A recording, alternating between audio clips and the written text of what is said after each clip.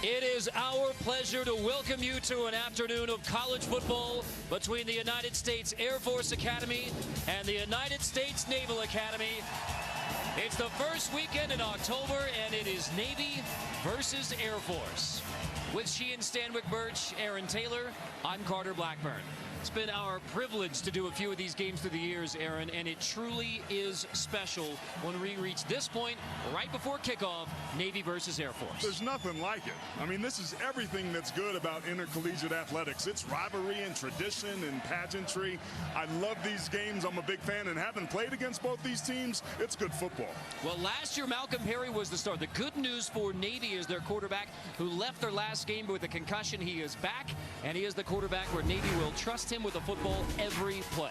He is the key today for Navy's offense. He was huge in this game a year ago, and now he's one of the nation's most productive runners. He's doing it under center this time, so decision-making and ball security are going to be critical. Meanwhile, for the Air Force Falcons, their quarterback situation, they like to say we are much more than the triple option, but the reality is they have three quarterbacks. They've played all three. We don't know who's going to start. We certainly don't. I expect that we're going to see DJ Hammond and Isaiah Sanders, who was out last week against Nevada. Consistency at this position has been elusive this year for the Falcons. I really think that they're going to have to throw the football to win today, and I think Hammond and Sanders give them their best shot.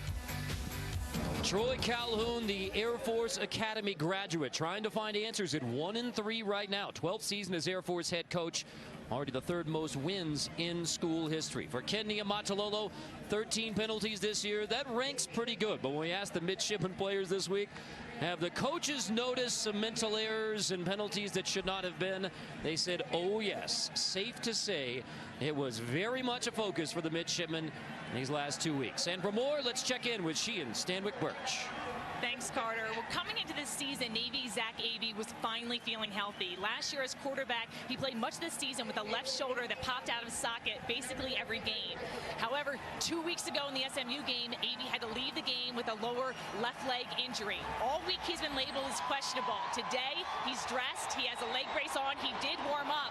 But Coach Niumatalolo told me that he will not be playing today. That's a huge loss for Navy's offense. Zach, in his new role this year as wide receiver and quarterback in short yardage situation, has 7 rushing touchdowns, which is good for 7th in the FBS. Carter? It was fun to see Zach and everybody else look up at the F-35s, 4 in formation from Hill Air Force Base in Utah. And yes, indeed, it is the first Saturday in October here at the United States Air Force Academy, just north of Colorado Springs, and a little cool front pushes in.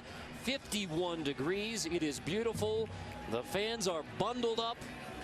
The cadets, the brigade of midshipmen, ready for Air Force versus Navy. It is football weather indeed. I love the drive into here. Yesterday coming in, the leaves are starting to change colors. This feels like football weather, Carter.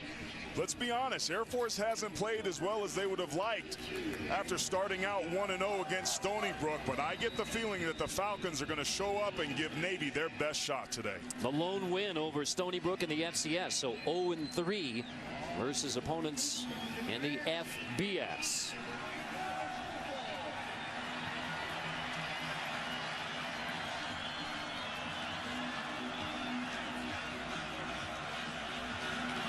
Jake Conkey's kickoff. Williams is back. It'll be a touchback, and so Navy has it at the 25-yard line as we take a look at the Chick-fil-A starting lineups for the Navy midshipmen, beginning with Malcolm Perry. The Navy slot back turned quarterback grew up in an Army family. Both parents served. Father Malcolm is presently in Iraq. Mother Bonnie, Clarksville, Tennessee. Both among those glad to see Malcolm back on the field after sustaining the concussion in their last game against SMU. He told us this week, 100%. And Malcolm Perry on first down. Perry trying to find the edge, takes a big pop and a loss on the first snap as we look at the rest of the offensive starting lineup for Navy. Well, the key for Navy's offense today is to be able to stay on schedule, protect the football, and eliminate the penalties. Coach Niumatalolo none too happy with his unit on both sides of the ball. They had a touchdown comeback in their game a couple weeks ago from some ill-advised penalties. So playing a clean game, particularly on the road, is going to be important.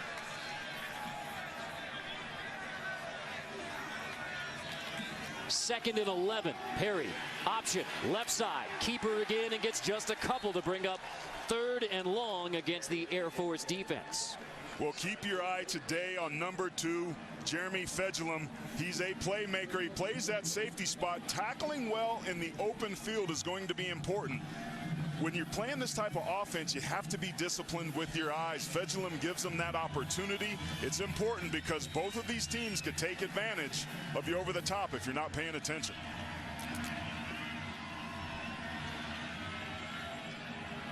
Navy, who leads the nation in rushing, forced into 3rd and 7, opening possession. Perry trying to draw with Perry, and that goes nowhere. Tackled for loss again on 3rd down. Jordan Jackson leads the way for Air Force, and Navy goes 3 and out on the opening drive. Jordan Jackson doing a nice job right here at the left of your screen doing a spin move, but then keeping leverage that forces Perry back to the pursuit. That is a fantastic way to start this game if you're a Falcon defender. Funnel it all back to the middle, and now Owen White. 17 punts, 5 of them inside the 20. Owen White hangs it high. Ronald Cleveland will let it bounce. It's down near the 43-yard line. And now we will take a look at the Chick-fil-A starting lineup for the Air Force Falcons. And like the old game show, to tell the truth, will the real Air Force quarterback stand up? And the answer is Donald Hammond III, the sophomore from Hampton, Georgia, will begin the day at quarterback for Air Force. I thought he did a really nice job coming in the second half of that game a week ago. Sanders was out in that game, but Hammond on in relief of Arian Worthman after he had 2 lost fumbles pulled in the 3rd quarter. And we look at the rest of the Falcon offense. Let's be honest, this Falcon offense struggled to be able to move the football, but in the second half, Ronald Cleveland, the wide receiver, coming in as a slot back and being utilized as a runner, I thought really jump-started this offense. So expect to see number 3 touch the football many, many times today. Comeback effort that fell short in their last game against Nevada. Hammond elects to keep it here rather than tossing to Cleveland, bringing up 3rd down against the Navy D. If you're playing against a triple option offense, you have to have your linebackers show up big. Taylor Heflin leads this defense in tackles. He's tough as nails. He does a lot of different things. He's been playing pretty well despite some injuries. Today could be the very first day he's finally healthy. Look for 54 to be all over the field today. Senior from Jessup, Georgia. 3rd and 6, opening possession for the Falcons. Hammond, toss on the edge. That's enough for a 1st down. Rimsburg, well, he takes a big pop. We'll see where they spot him. I think you're right. That's Brady Peterson who comes up to make the tackle for Navy. Peterson, the senior from Anaheim, California. First career start. Air Force leaves the offense on the field.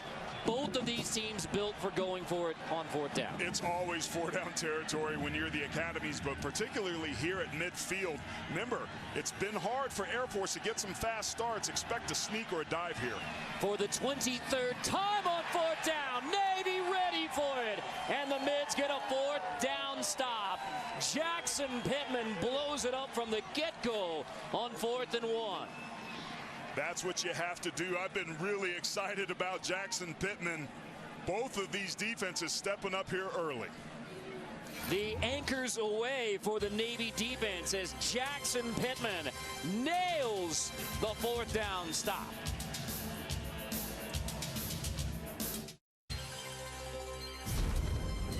College football on CBS Sports Network is sponsored by USAA. Insurance, banking, and investments tailored for the military community. By Golden Corral, your choice rules. And by Bass Pro Shops and Cabela's. Your adventure starts here. Solid start for the defense. In fact, Navy gets a turnover on downs. You don't get a takeaway chain for that, but it's certainly equally as effective because you get the pop to the boost to your ego, but you also flip the field. Navy sitting here with the ball at midfield now. Perry from the 48. Perry going to keep it and get dropped for another loss on the outside. Jordan Jackson, the sophomore from Jacksonville, blowing it up early. He's just doing a nice job of reading this. keeps and maintains leverage, almost gets outrun, but he's extremely long, and that athleticism allows him to get a huge tackle for the loss from the speedy Perry. Navy's run 4 plays. 3 of them have lost yardage against the Air Force D. Navy in no rush, 2nd and 14. Both these staffs like to shorten ball games, don't they? Blakelock's at 2 right now. They just do get the snap off. Perry trying to find the edge. Seemed to get him across the 50. 3rd and more manageable, but the Navy ground game averaging 356 rush yards a game. Slow start. It's interesting. We're watching this Air Force defense already fly around to the football and play with an enthusiasm that they quite frankly haven't had for a couple weeks. This is the sort of fast start that this team has needed. Here's a great opportunity for them to try and get themselves off the field. But again, this is always 4-down territory if you're Navy under center. Neither team has a first down yet. Perry, toss. Walker ridden down. 4th down coming up. Micah Capra makes the stop. Navy will punt again. Owen White is on. This is really interesting and conservative by Ken Niumatalolo to elect a punt here. We've seen them go for 4th downs time and time again.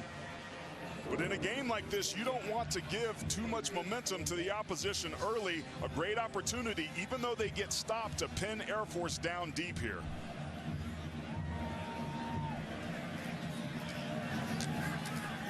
White hits it, nobody is back. So White inside the 10, and it will trickle out of bounds inside the 5-yard line. The Mids pin him back at the 2. A perfectly placed 45-yard punt. The first game between the nation's service academies to determine the Commander-in-Chief's trophy in 2018.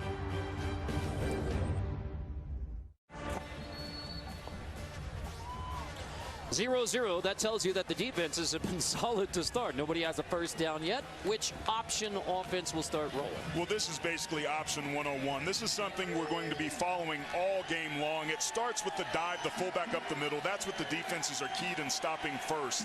If that's gummed up, then the quarterback can keep the ball. And if they play him, then he has the 3rd option to pitch it outside on the perimeter. Cole Fagan in at fullback. Hammond, the quarterback, trying to beat it on down the line with the Falcons. Good hard count there, trying to get a free 5 yards to create some space, but Navy doesn't take the bait.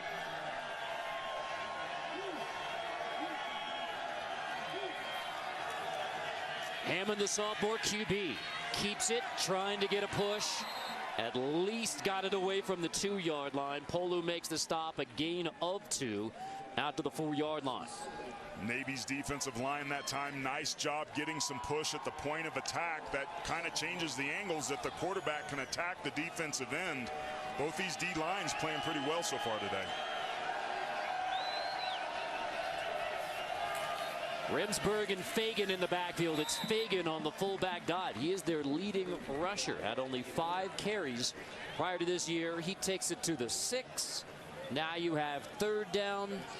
And Aaron, I know whether this is the spot or not, you expect some big shots from the Falcons in the air. I do. I think they're going to have to throw the football to win, and we saw a couple on the early running plays. There's just not a whole lot of room to run. The way that you can back guys up is taking some shots, but I think they're going to stay conservative here. Keep the ball on the ground. Hammond 3rd and 6. He finds a seam on the right side, but that seam closes quickly. Heflin on the stop. Flag is down. And Hammond is down. This might be targeting that they're taking a look at. And this is not good at all for Donald Hammond III.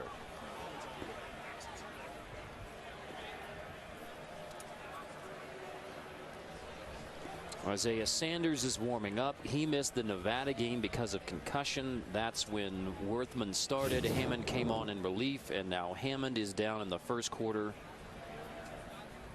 Somewhere in that pop with Nash and Heflin and Hammond all meeting.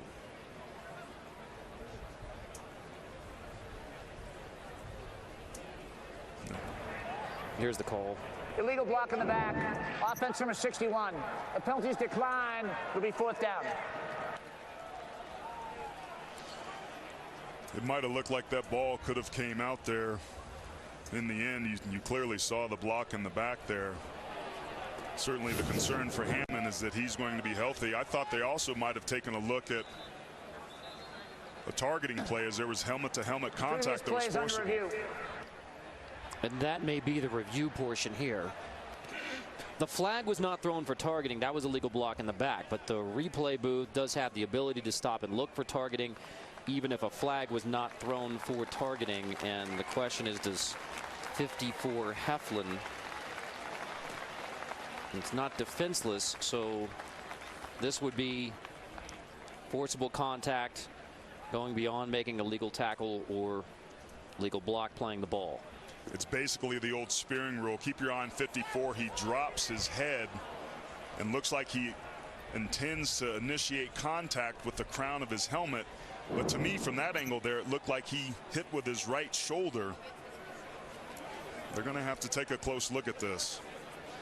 If Heflin's out and that indeed does get called targeting, which it looks like it may, that would be a huge loss for this defense. He was the player that we highlighted, leading tackler on this team, trying to make a play.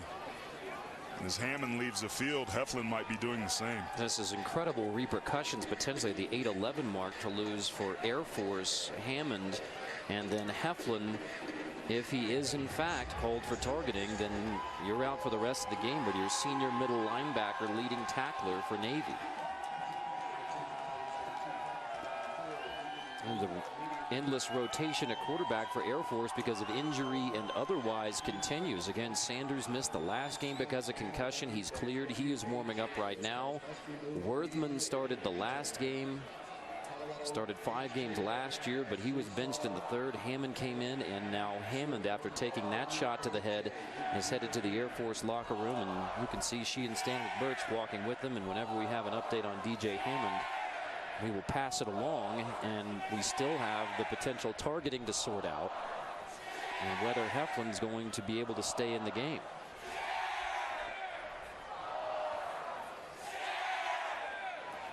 A consequential play on both sides at the 8-11 mark of the first quarter. After review, personal foul, targeting with the crown of the helmet, number 54 of the defense. By rule, number 54 has been disqualified. Because of the original block in the back on the offense, the penalties will offset. We'll replay 3rd down at the 6-yard line. This is a huge, huge blow to this Navy defense that had been playing pretty well early on in this game. Taylor Heflin's ejection means that their most productive player, their leader, their senior there, a player that was expected to get a lot of the action and help stop the option today, is going to be forced to leave the field. And it's unfortunate. I don't think that that was a dirty play by any stretch of the imagination by Heflin whatsoever. However, by the rule of the law and the intention of the targeting rules, you see that frustration and emotion, how important this game is to these guys. That is a critical blow for this Navy defense and for Taylor Heflin. That is just sad, no matter who you're pulling for in this football game, to see Taylor Heflin leave under those circumstances. 3rd and 6. Villalobos makes the tackle on the new quarterback, Isaiah Sanders, on in relief of Donald Hammond III. So Sanders, the junior from Colorado Springs, Palmer Ridge High School. So he missed the Nevada game.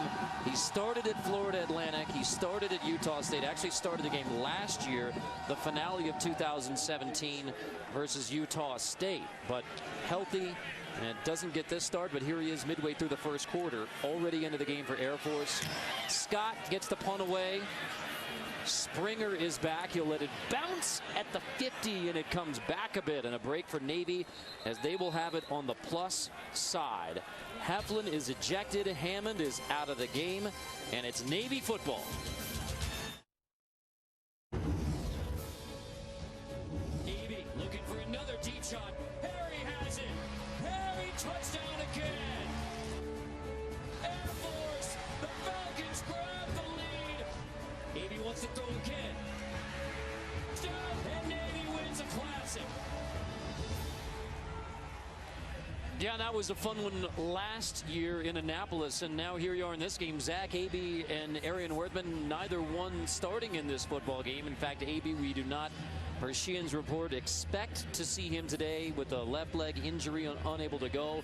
Now, Arian Worthman is warming up on the Air Force sideline. It was Hammond who started. He leaves the game after the hit from Heflin where he's ejected. Sanders the quarterback. Meanwhile, neither team has a first down yet midway through the first quarter. Yeah, they've got to be able to find their rhythm, but credit both of these defenses for coming to play today. Excellent field position from Malcolm Perry and the midshipman. Perry is driven back again, back to the 50. Another tackle for loss as Air Force is whipping up front. Donaldson leads the way. Armed Forces football is proudly supported by Bass Pro Shops and Cabela's. Micah Capra in on that tackle as well. These defensive ends are playing extremely aggressive coming up the field, which forces the decision-making of the quarterback to happen quite a bit quicker than they're comfortable.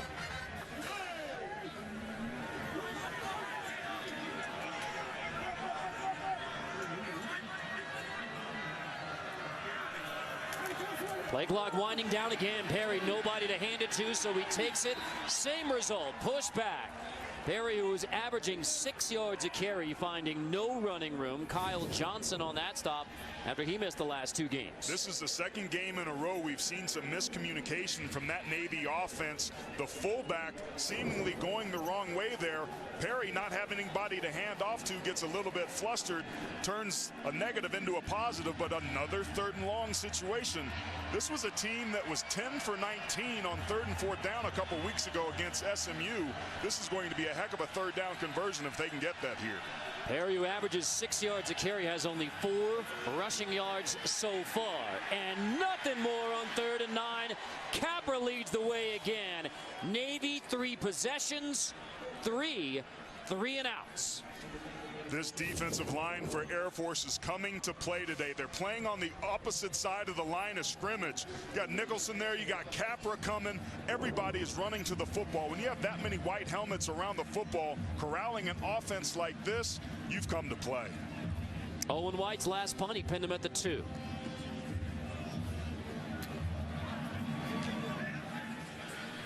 Cleveland is back. He'll let it bounce. It drops inside the 5 again. This time they pin him at the 1. How are you going to outdo it? Maybe they'll mark it at the 2 as well. Navy was trying to get 1 more yard out of that. Owen White is the early star of Navy versus Air Force 2018. Well done, Mr. White.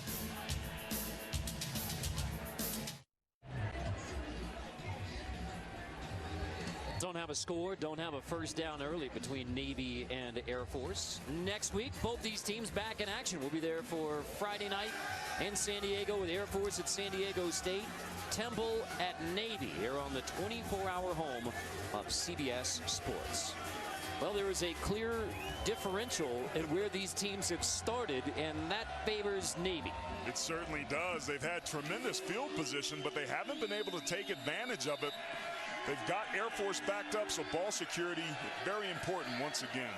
Isaiah Sanders is the quarterback. He hands off. It's Rimsberg who takes it near the goal line and gets a couple. Sanders, first series that he's beginning at quarterback. Donald Hammond III started at quarterback for Air Force, but was knocked out of the game on a hit that was ruled targeting against Taylor Heflin. So Sanders, the junior from Colorado Springs. He's the most accurate of the Falcon quarterbacks. I would expect him to throw the football at some point in this game. Tanu Vasu is now a middle linebacker in place of Heflin. Don't know if this is the area when you're inside the 5-yard line that you want to be taking a chance putting the football in the air, though. Navy is 7th in the nation in takeaways as well. Keeper Sanders, let's check in with Sheehan. Well, guys, Hammond just was released from the training room. He came on sprinting on the field, signaling to the fans, so he looks good to go. He's warming up passing now, so expect him to return. You already feel the boost on that Air Force sideline with Hammond bouncing back out there. And so Hammond warming up again. If Sanders converts on 3rd down, maybe Hammond back in the game. We shall see. Many think that he's the future at the quarterback position here at the Academy for Air Force. For now, it's Sanders. 3rd and 5. Draw. Sanders up the middle. Navy was ready for it. He is dropped for a loss on 3rd and 5. Nazaire Cromartie just doing a great job of crossing the face of the left tackle. You see here he is on the outside line of scrimmage, just comes underneath. It actually ended up being a tackle end exchange or a stunt. And because he was unblocked, he came around free and forcing another punt, another 3 and out for the Falcons. Effective TE. TE. You've been learning, Carter. I like it. Study up on my Joe Moore Award. Charlie Scott hangs it high. Springer will let it bounce, and it is a terrible punt, resulting in incredible field position for Navy. And Scott just missed it from the goal line. So Navy is going to have it at the plus 35. Falcons are going to need to play great defense. Well, it doesn't matter what style of offense you have. If you can't control the line of scrimmage, you're not going to be able to move the football. Credit the Falcons for winning their matchups. They're keeping leverage. They're keeping their outside arms and legs free. They're pursuing to the football. And they made it extremely difficult for this Navy rushing unit, among the best in the country, to move the ball at all today. 3 and out, 3 and out, 3 and out. But after a 26-yard punt, there's still nothing there for the best rushing attack in the nation, led by Malcolm Perry. I mean, that is a yard, and that is it on 1st down. When you have a defense that's pursuing the football like Air Force is, using misdirection or some sort of counterattack to be able to take advantage of their aggressiveness is probably the right call here. Also, with this field position, you may want to think about taking a shot to the end zone, but they've got to figure something out. Getting the football to the perimeter should be among the things they try to do. They're playing in Falcon territory, but haven't been able to do anything with it. Gargiulo's in the backfield. Perry, keeper, bouncing around the Falcons, but shoved back after he gets through the first layer. Fedulum, the junior, the leading tackler at free safety for Air Force. Being a sure tackler coming out of that back end and run support is so critical. He spun out of it. That's the elusiveness of Malcolm Perry, but he couldn't get away with it because Fedulum was there. That's why we highlighted him at the beginning of the game in the lineups. That's the sort of play that they need. And another big situation for this Navy offense. 3rd and 3, 13 minutes into the football game. We have a chance at our first down. Oh, my gosh.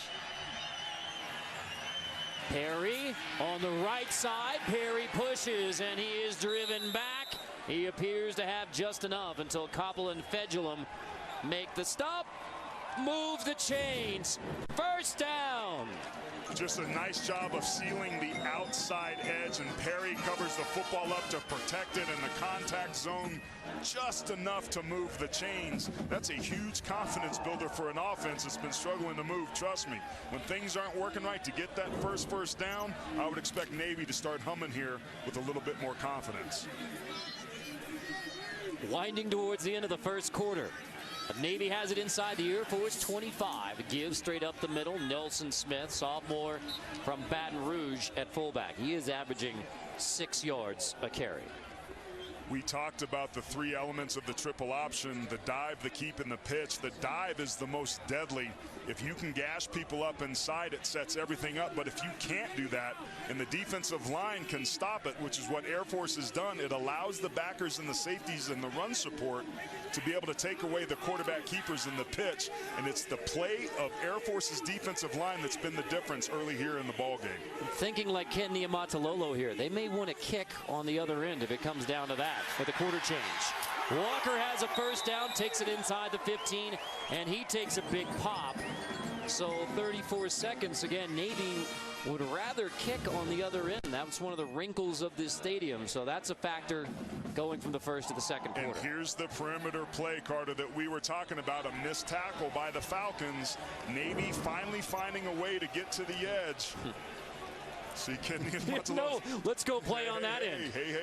They want to play on that end. That was a 10-yard run, longest by either side. Forget about snapping it here at the end of the 1st quarter. Let's take it down to zeros, and that is the appropriate end of the 1st quarter. All zeros.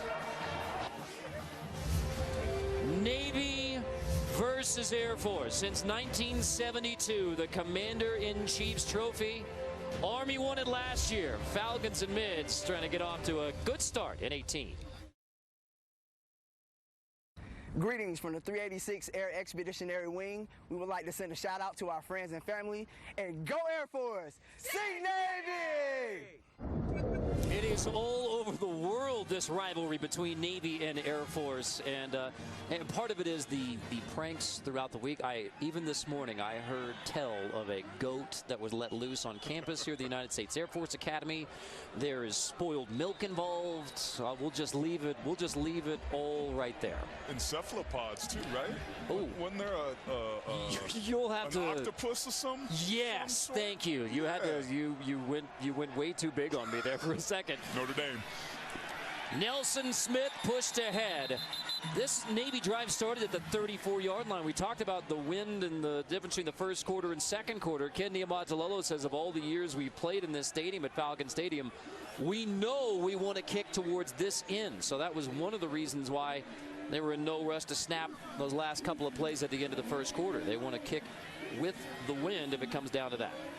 And there you see, it is indeed blowing at their backs this end. Ken Niumatalolo certainly noticed that on behalf of his kicker, Bennett Morin. I certainly noticed it too when I was down on the field. It is unmistakable. Perry 2nd and 8. Takes it inside the 5-yard line. Shoved back there. Kyle Johnson on the stop. But Navy with the excellent field position. Now trying to put it on the board. 81% touchdowns in the red zone. When you're built for running the football like Navy is, you're built for the red zone. I mean, points are at a premium, and when you get down here, you want to be able to punch it in the end zone. Navy amongst the best in the country, scoring in every opportunity they have, but when they get down here, they find ways to get touchdowns. This is an extremely important third down and a great opportunity for Air Force to bow its back, bringing up a 4th down, which I would expect Navy to go for. Perry under center on 3rd and 3. Block on the edge. Pushing the second push. Perry near the goal line. He will be shoved back. We'll see where the forward progress is marked at an end, but the midshipman rallying to the football. Micah Capra's the one who stood up Malcolm Perry, but the mids gave a very good push. It is in fact 4th down. I thought that they got it there with the way this game has been going and the good field position. I would expect them to go for it, but remember, Zach Abey usually is their red zone weapon. He's the guy that wants to step in.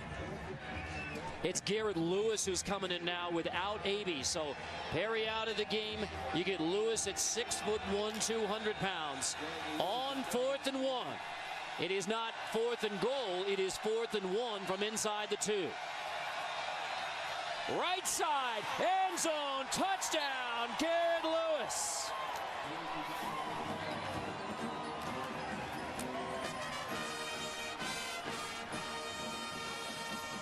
Even without your red zone guide on Zach Abey, Garrett Lewis into the game.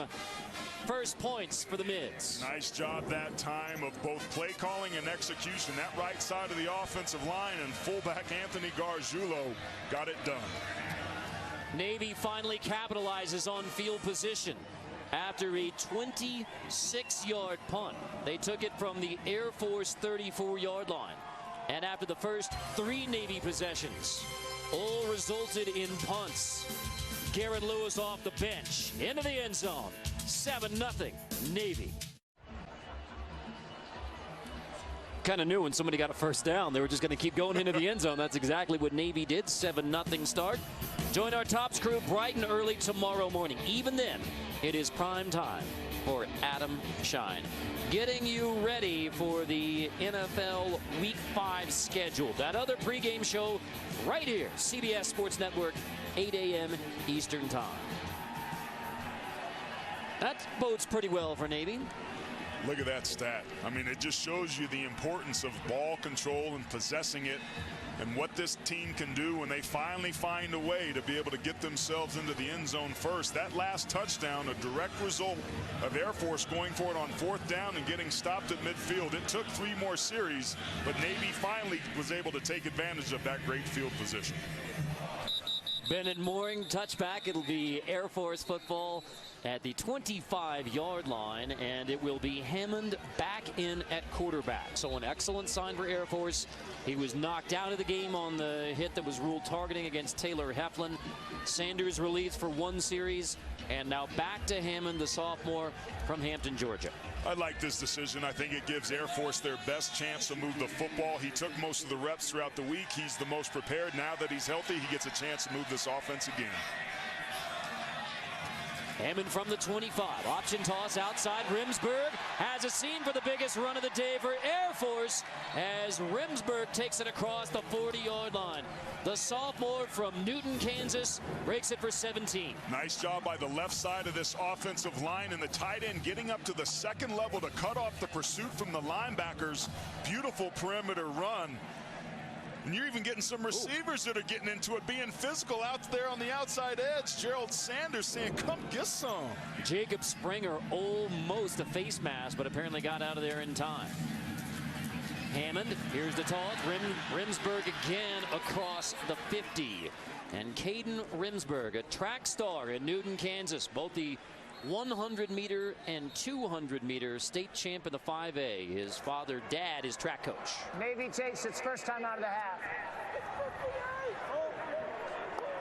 Wondering if they're trying to talk over what's going on, because they've gotten themselves gashed on a couple back-to-back plays. This Air Force offense with Hammond finally figuring some things out. Seems like a quick defensive strategy timeout for the midshipmen.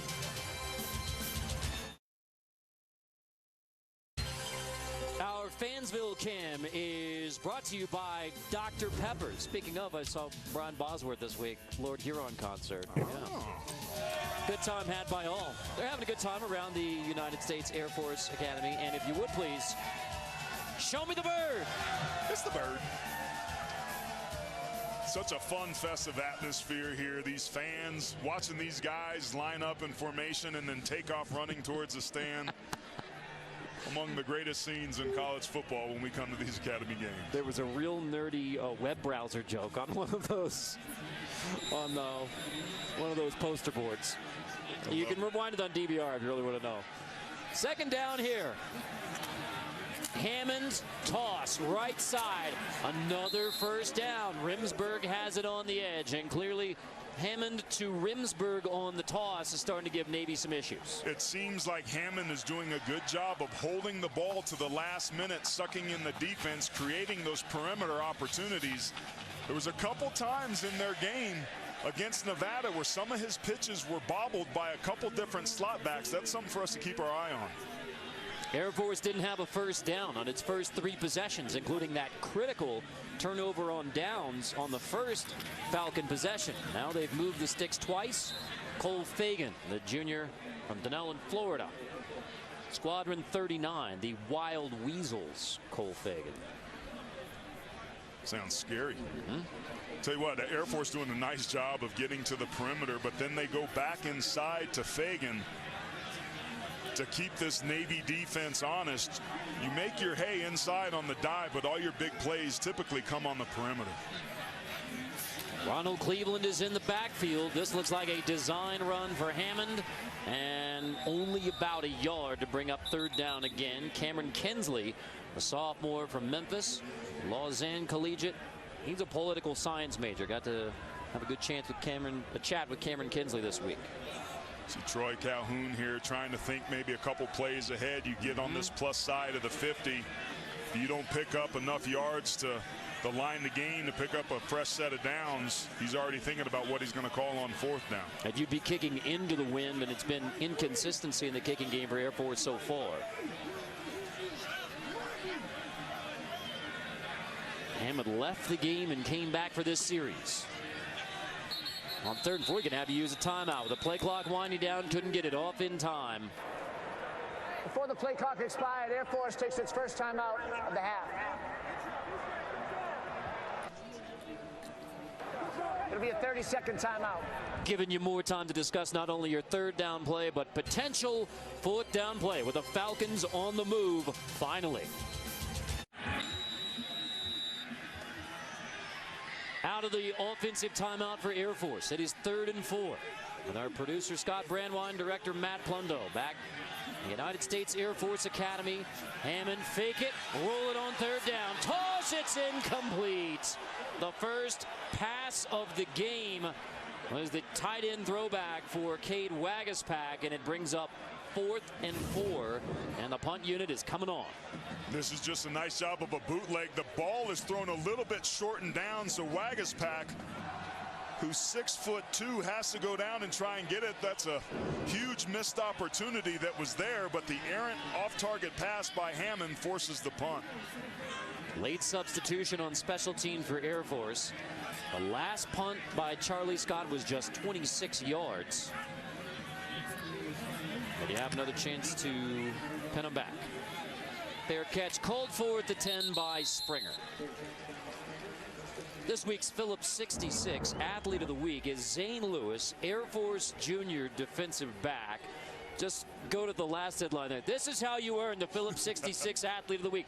All you need is a 99-yard interception return for a touchdown. What a great way, because remember, it was the Air Force offense that had a turnover, a sack strip fumble that put the ball in the 1. Then there was a couple penalties by Nevada. They tried to throw on 1st and 20, and Lewis said, not on my watch, takes it 99 for the touchdown. 1st and 10, they'll say it's from the 11, and Perry gets it out to the 15, gain of 4. Bagnall on the stop, and here is your 99-yard pick six off of Ty Ganji, who, to his credit, bounced back, led Nevada to the victory. He certainly did, been battling through injuries, but this was just a great effort. St. Louis showing some nice open field running, but some good blocks. It's always fun to see defenders try to get out in front of their guys. There's nothing that can jumpstart an offense or a team in general better than a play like that, and that was their only points in the first half. Making his cousin Sean Springs proud. 13-year NFL career out of Ohio State. Perry 2nd and 6, keeper, not much there.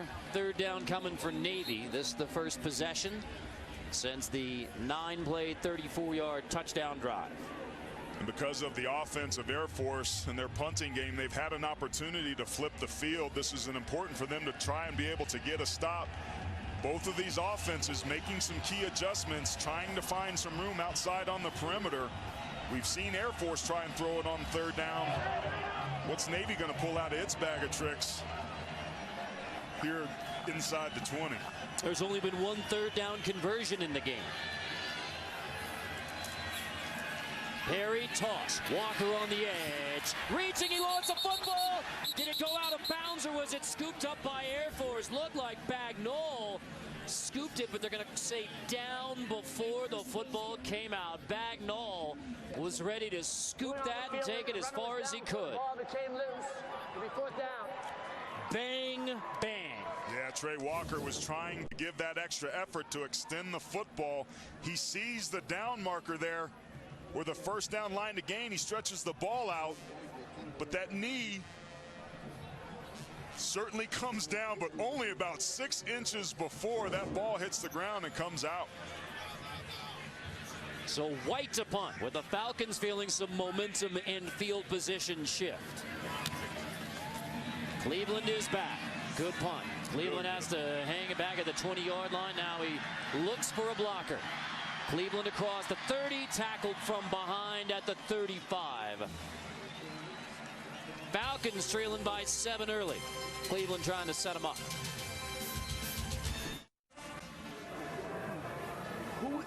Welcome back to Air Force, where Navy has a lead. The service academies have an exchange program where a select group of midshipmen and cadets can spend a semester at their rival school. And the day before the game, they have a special tradition called the Prisoner Exchange, where the exchange students were able to be released, and then they went to their respective schools to be able to cheer on their teams. A very special tradition. Air Force coach Troy Calhoun, who's also an Air Force grad, told us this is not the week you want to be an exchange student, as the week is filled with crazy and oftentimes messy pranks that often target the exchange students and upperclassmen.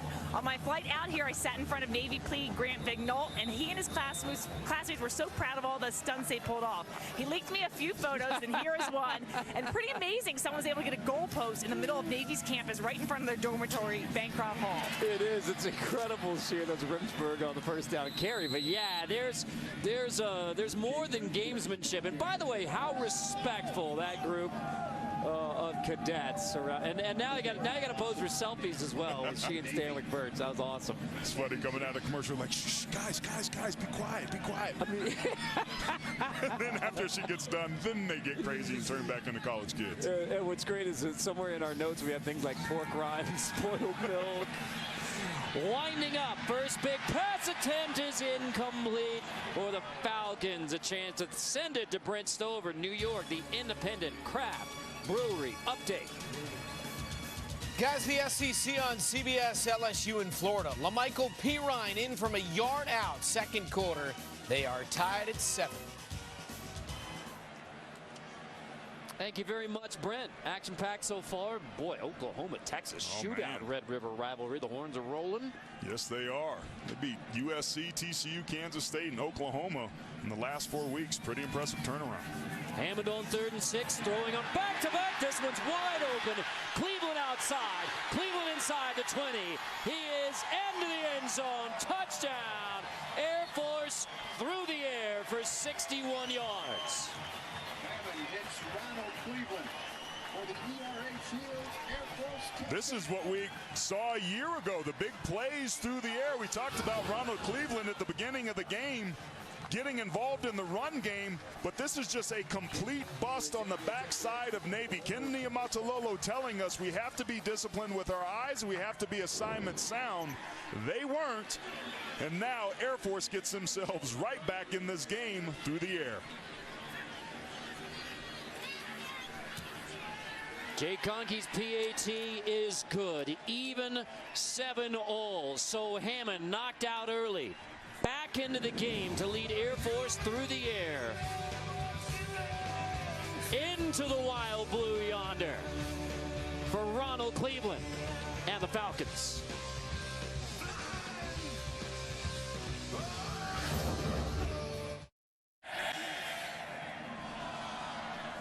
51st meeting on the football field between Navy and Air Force.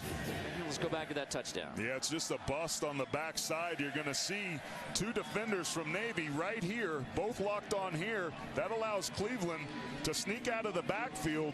Somebody has to be back there in a zone defense that they're running to be able to take care of that. 2 took 1. They let a guy get behind them, and Air Force taking advantage of the bust on the back end. Once again, remember, as we see Air Force do here, giving them some push-ups, Navy a couple weeks ago against SMU had a bust on the back end just slightly on a 2-point play that ended up costing them that game.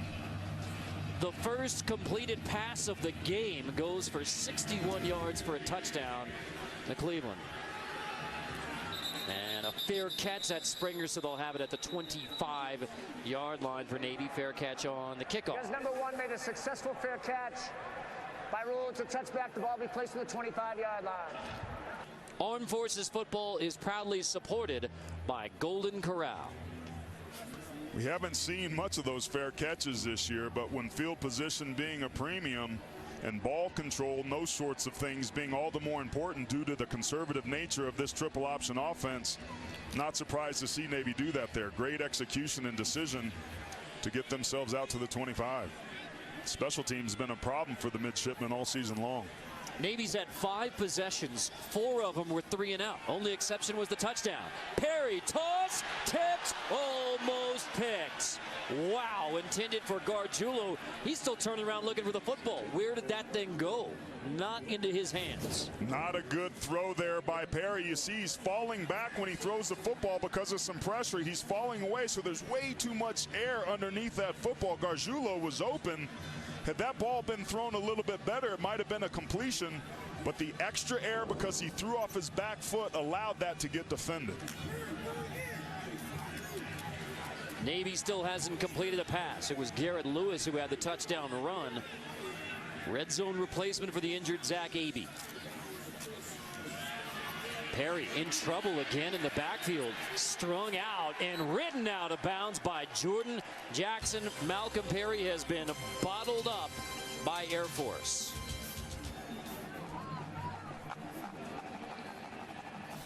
This defense is just doing a marvelous job, Carter, of stringing things out, particularly on the defensive end position.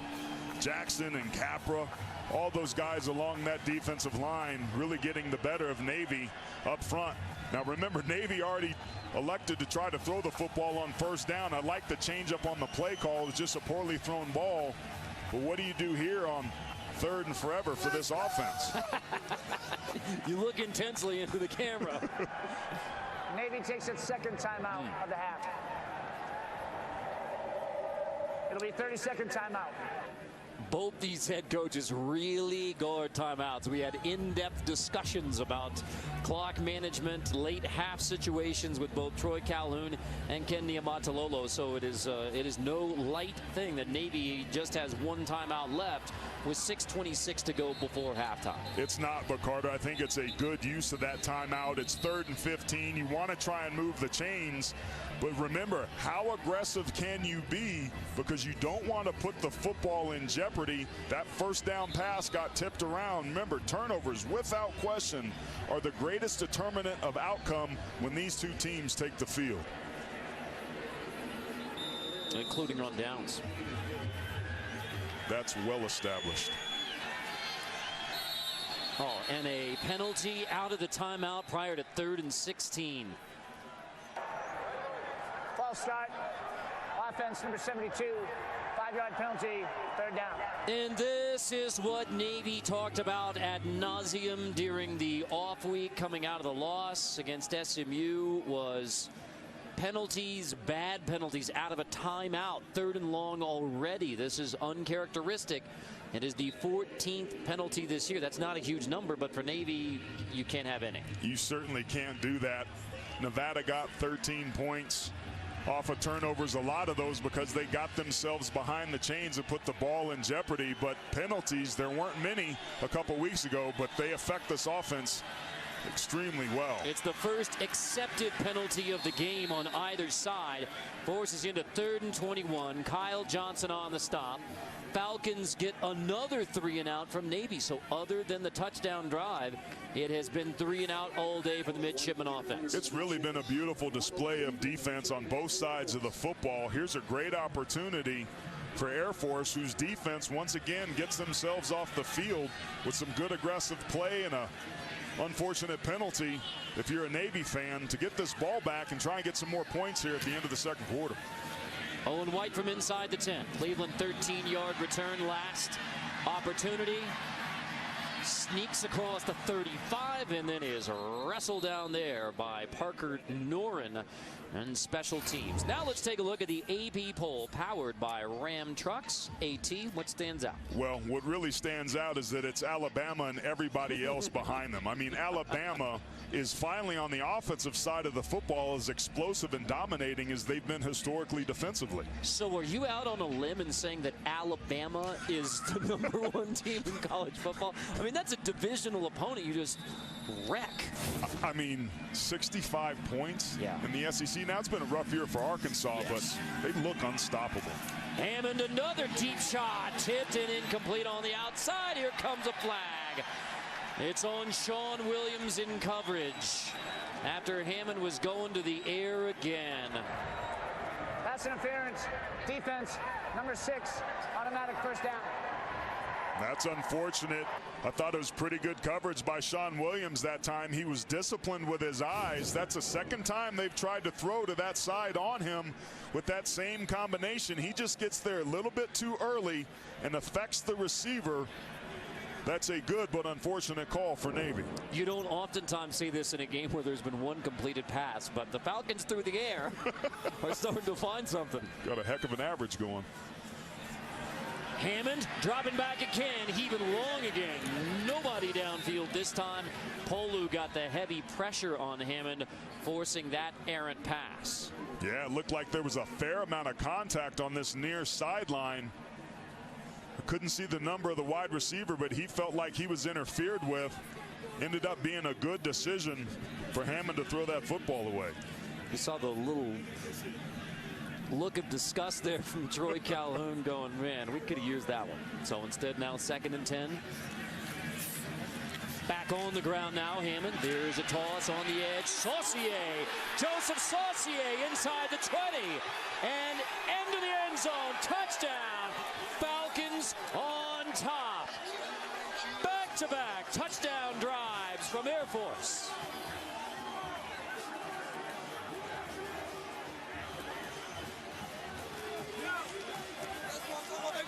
In 2 plays, 63 yards, 48 of them from the junior from Rogers, Arkansas, Joseph Saucier.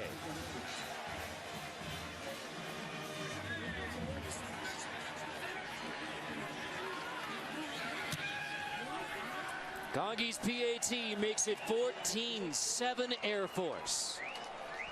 Just a great job of running triple option football. Donald Hammond, the quarterback, doing a remarkable job as he takes the snap. He's going to come down the line, but look how he attacks upfield, holds it, sucks the defense in right there, clearing the path for the ball carrier. Hammond, who had a tendency to be able to determine his pitches a little bit soon, takes advantage of a big block on the outside, a missed tackle by Navy, and all of a sudden Air Force is up by a touchdown. Great patience there. 48 yards.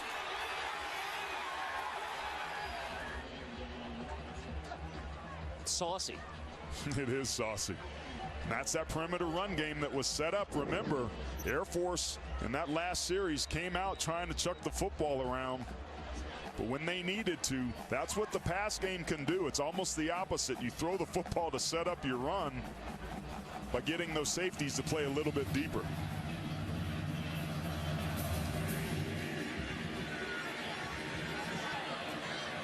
On a little squib, it's picked up near the 10 by C.J. Williams, and Williams gets out to the 28-yard line. 14 points on the board for Air Force here in the second quarter after they didn't have a first down in the first.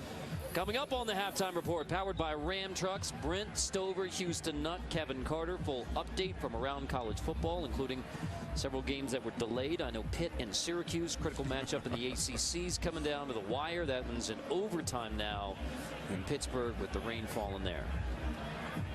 Syracuse had a heck of a year. Dino Babers already won as many games 4 as he got all season long in his first 2 there.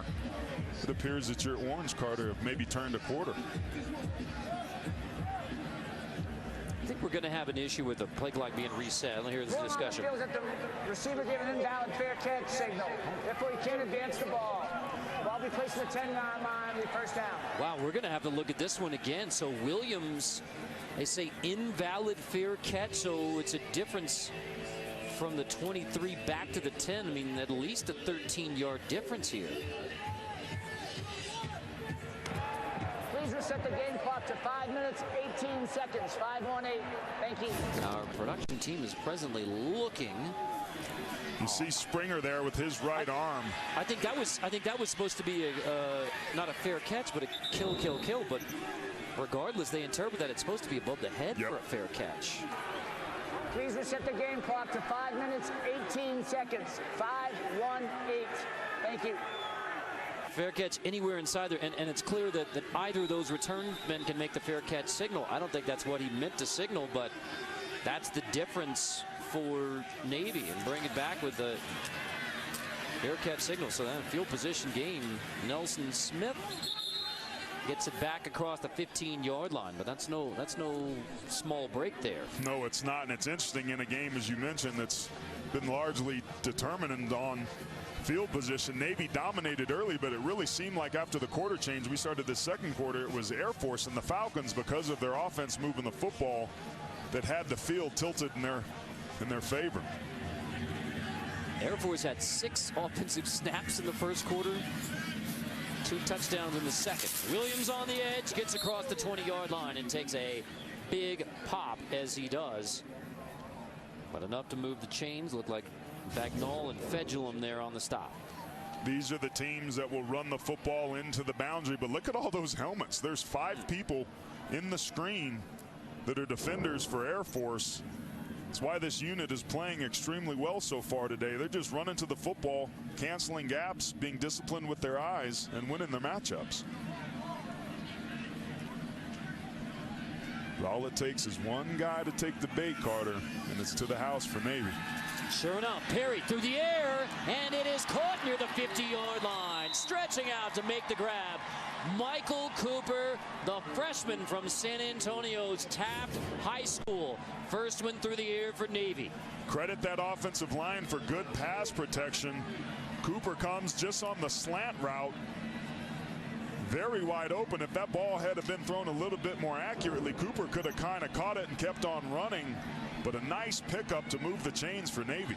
First completed pass of the day is 27 yards. Quick handoff from Perry. Good thing he got rid of that football to Nelson Smith because he got crushed. These defensive ends are really pressing the issue and forcing these quarterbacks to make quick decisions. Luckily, Perry gave that football because he was literally hit as soon as he handed that football off. Navy in no hurry. They'll snap second down at around the 3-minute mark. They are going to the end zone where they have the wind at their back, factoring that in for your decisions down the line. Air Force with 2 timeouts, just over 3 minutes with Navy at midfield. Perry has a seam. First big run for Malcolm Perry inside the 30-yard line. And the junior from Clarksville, Tennessee, finally gets it rolling. Johnson and Fedulum finally bring him down after a gain of 20. Gargiulo with a great block once again. Out there on the outside, allows Perry to get up inside. What I'm seeing Navy do is switching some things up. They pulled a backside guard on the play before this one. They're running into the boundary, getting lead blockers out in the open space. It is triple option football as we see Perry leave the game. But they found themselves in a rhythm, which doesn't make sense if they're making a quarterback change here. Well, Perry took a couple of hits. Here's Garrett Lewis, and there's the toss. McCacow has it at the 25. Lewis came in red zone territory last time and had the touchdown run. This is usually where Zach Abey has been taking over in his new role as a senior. Abey left leg injury, unavailable for the Mids. So after Perry takes a couple of pops, gets him down in the red zone extended, now Garrett Lewis takes over. They're really being cautious with Perry because of what he means to this offense. And we've seen Garrett Lewis come in. He led a touchdown drive before. They're going back to him. He's a gunslinger, though. And now Lewis through the air near the goal line. It is incomplete. Intended for Trey Walker on a wheel route. 3rd and 4 coming with under 2 minutes before the half. And there's Falcon leading defender Jeremy Fedulum, who was in great one-on-one coverage, virtually eliminating the window for Lewis to be able to throw that football. Interested to see here if Air Force brings a little bit of pressure, decides to get aggressive. You have to be able to cancel your gaps and be disciplined with your eyes here, particularly down here near the red zone. Lewis option. Keeper stood up, driven back. There is a flag down. Kyle Johnson again on the stop on Lewis. I would imagine this would be on Navy. We got it. Chop block coming. Yep, chop block coming on Navy, 15 yards. Basically a high-low when the defender goes low into the legs and another one hits him up high. Well engaged. Personal foul, chop block, offense number 78 and 72. 15-yard penalty, 3rd down. That's the left guard, Laurent Njiki and Ford Higgins. As Carter mentioned with the engagement, that's a little bit of ticky-tack there. I get the intent of that rule, but I'm not 100% sure Njiki made contact there. And that goes back to the 50-yard touchdown that was called back versus SMU because of a chop block. And yet again, the costly penalties by Navy. That backs you into 3rd and forever, backs you out of field goal range. Yep, everything. Huge. Not exactly points off the board like it was versus SMU, but close. So Lewis on 3rd and 19 to the air, past the sticks, incomplete. Contact on the edge, no flags. It was Malloy, the intended receiver. Fedulum, the free safety, and you don't have on 4th and 19, forget about going for it or kicking your field goal. I mean, that chop block penalty looms large. Well, guess what? Guess what? Here's Bennett Mooring coming out for what would be a 57-yard field goal. We told you about how Ken Niumatalolo prefers kicking to this end of Falcon Stadium, and here is a 57-yard attempt from Mooring, and it is no good. Even after the 15-yard chop block penalty, wanted to give Mooring a chance. But now with a minute 25 before the half, the Falcons back-to-back touchdown drives, and they will start at the 40.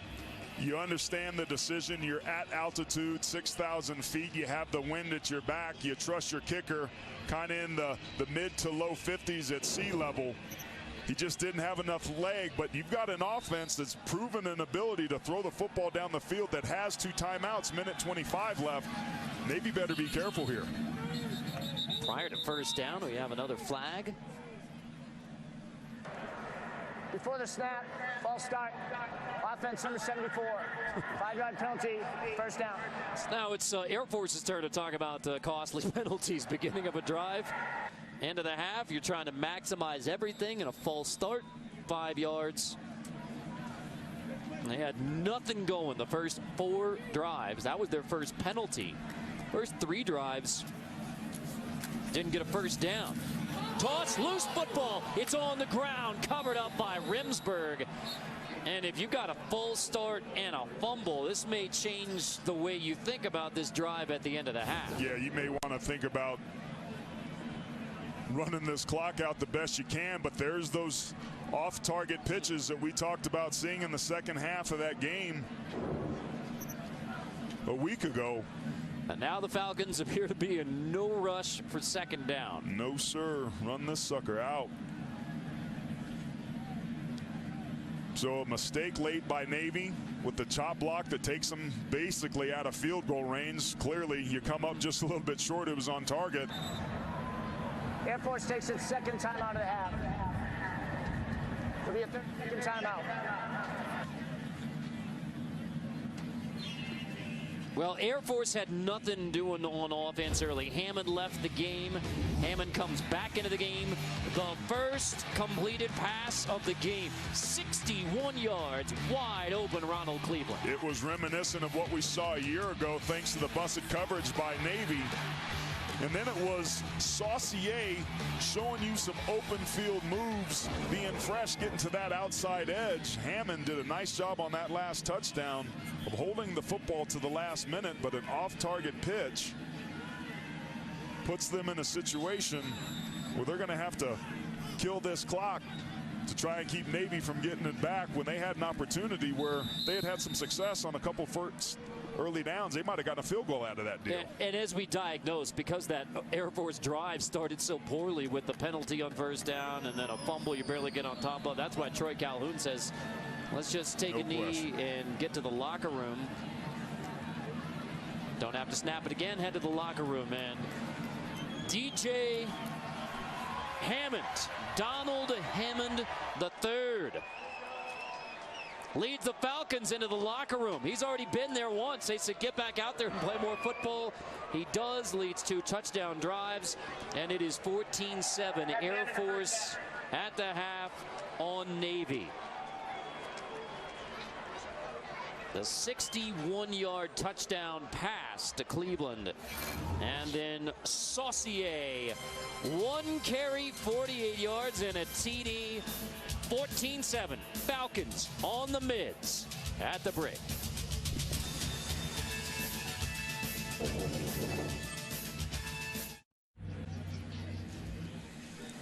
The first in the round-robin series of games between the nation's service academies to determine the Commander-in-Chief Trophy. Carter Blackburn, Aaron Taylor, Sheehan Stanwyck Birch. It was a slow start, 14-7.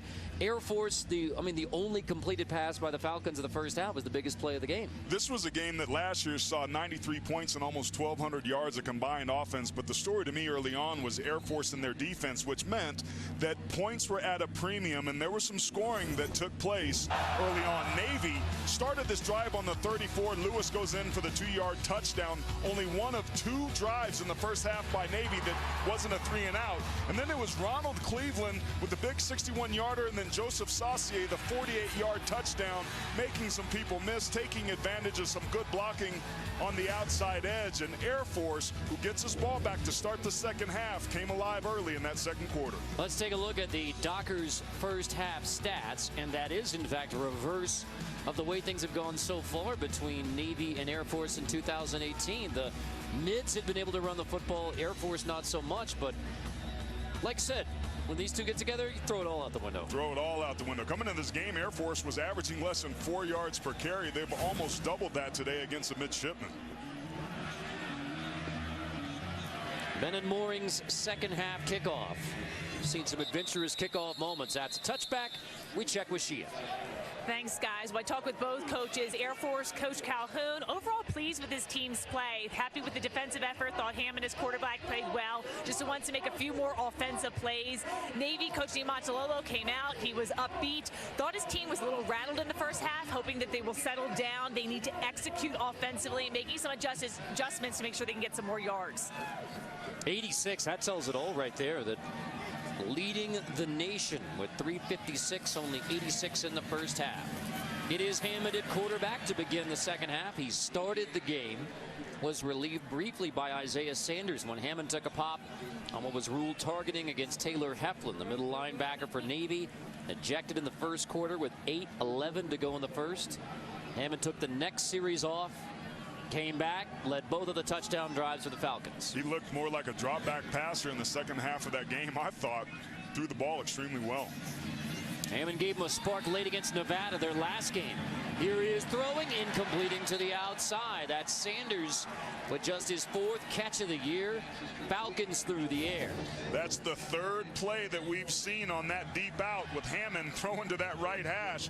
This time it's Jared Ryan in coverage. The 2 times it was Sean Williams out there on the outside edge. He got his hands on the ball, but clearly the Falcons like that deep out-breaking route for their quarterback, number 5.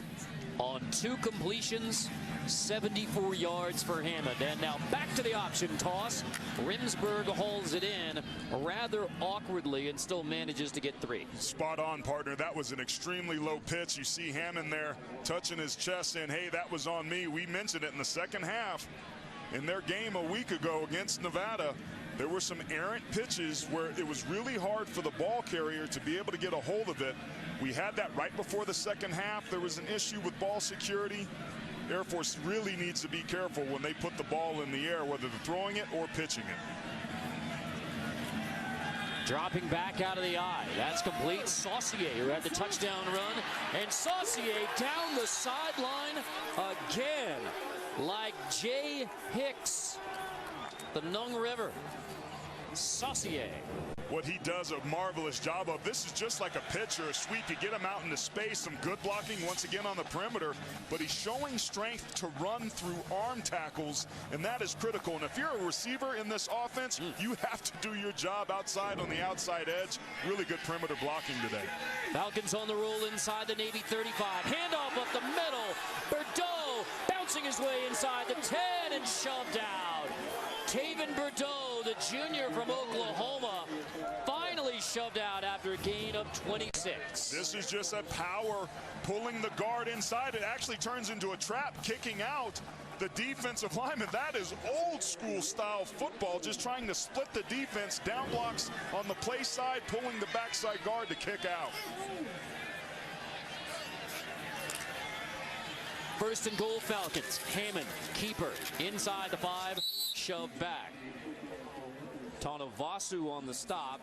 He replaced Heflin after he was ejected from the game. Nice job by Tanavasu of staying home there. That follow-on play that ends up being a quarterback lead is something that Air Force has gone to a couple times in this game. They like Hammond with a lead blocker running up inside. That's what started this drive that now sits on the 5-yard line as Air Force finding some success here early in the second half.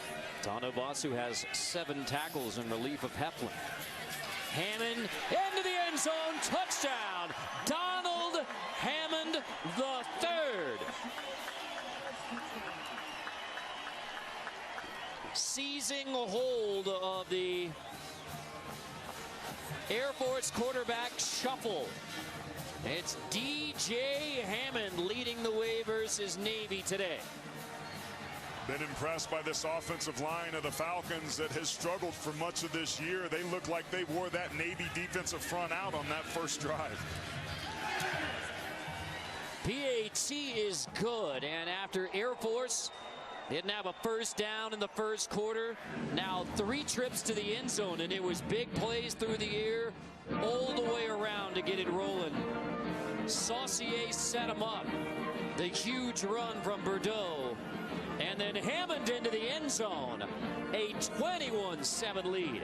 Air Force.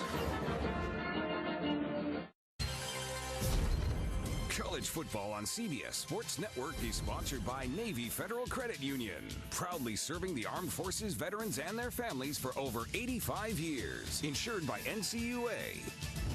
By Ram Trucks, built to serve. By Chick-fil-A Nuggets. Tonight is Nugget Night. And by The Exchange, welcoming home all honorably discharged veterans to their online shopping benefit. This is the 47th year that the Commander-in-Chief's trophy has been on the line between Black Knights of Army, who took it last year. It was 2016 Air Force, and Navy in 2015. So a rarity to have 3 in 3 years between these different service academies. And we are only 63 days to go in the countdown to America's game, the Army-Navy game, presented by USAA on CBS Sports.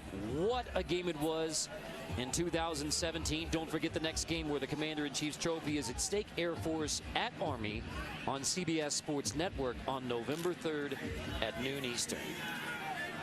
And yes, it's 21-7 Air Force right now, but there is no telling what the rest of this second half holds. They got to get Malcolm Perry going. Loose football. Perry scoops it up. Perry inside his own 20. Perry got the football, and now he gets back to the line of scrimmage. That is the most eventful no-gain first down play, as there are now players down on both sides. Nelson Smith-Slow getting up for Navy. And there's an Air Force Falcon down as well. I mean, usually 2nd and 10, nothing much happened on that first down play. None on this one. No, that's the second game in a row that Nelson Smith has had a fumble. Trying to get up there inside. He just gets wrapped up. Look at that tenacious Air Force defense. That ball comes out. Perry extremely heads up, picks it up. You almost want him to go down there to not take any chances. But to your point, very, very lucky break there by the midshipman. Only 46 rushing yards. Kyle Floyd went down on that play for Air Force. He is out, replaced for now by Parker Noren. Navy's been able to move the ball. It's been on the perimeter or with Perry running it. Perry dropping back now. Time to throw. 2nd and 10. Incomplete. Wide open Cooper. Off his hands and a missed opportunity. Not the best of passes, but one that Cooper has to make.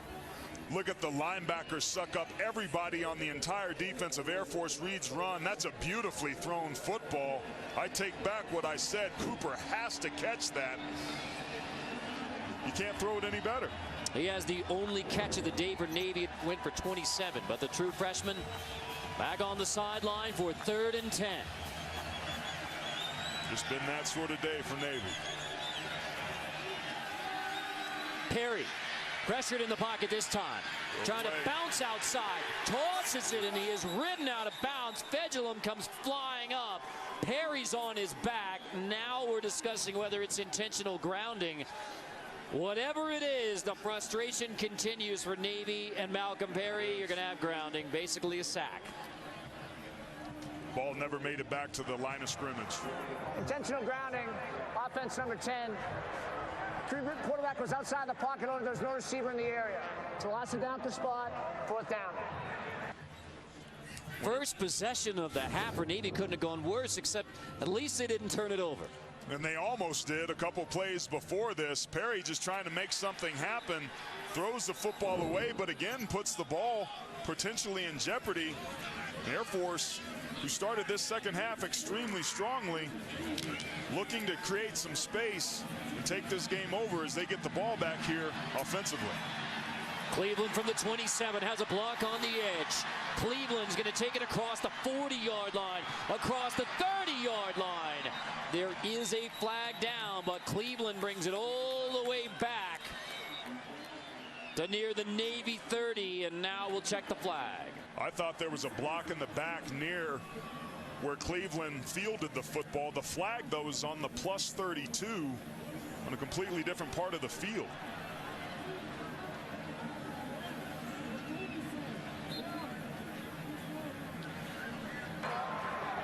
During the return, personal foul, blocking while out of bounds, the receiving team, number 13.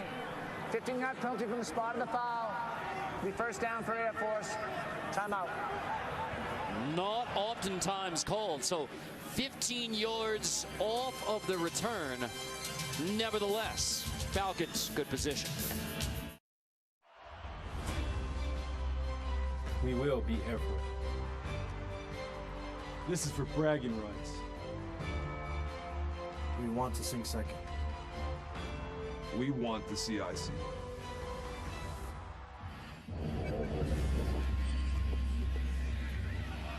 It was a classic last year in Annapolis, and the cadets here, well, Williams focused on YMCA right now, but when it gets back to football, they'll be pleased to see, other than when Air Force just took a knee to go to the locker room of the half, their last 3 offensive possessions have all been touchdowns. Well, they didn't have a first down in the first quarter. And now they take it even with the penalty on the plus side of the 50. Hammond, handoff on the dive, Fagan. Let's check with Sheehan. Well, guys, we saw Malcolm Perry limp off. He went under the medical tent. He emerged. He's back warming up. He's good to go, which is good news. However, Navy offense will be without number 20, C.J. Williams, a slot back with a head injury. Thank you, Sheehan. Well, I mean, that's... You put Malcolm Perry at quarterback because you want his hands on the football all the time, but 5'9", 185, it's a lot to ask. Yeah, he's not built to take the pounding that's required oftentimes for quarterbacks in this offense. Hammond to throw on second down. That was tipped and incomplete and almost picked over the middle. Pittman got a hand on it. Tanavasu had a chance at the interception. Pittman's been impressive to me watching him on tape. Defensive coordinator Dale Pearson said that he could be one of the best nose tackles we've ever had here by the time he leaves. Just a smart heads-up play there, pushes the pocket and gets that big paw up for the pass breakup. So forced to throw on 3rd and 10, or maybe not. Hammond nowhere to go and dropped by Alon Nash, the striker.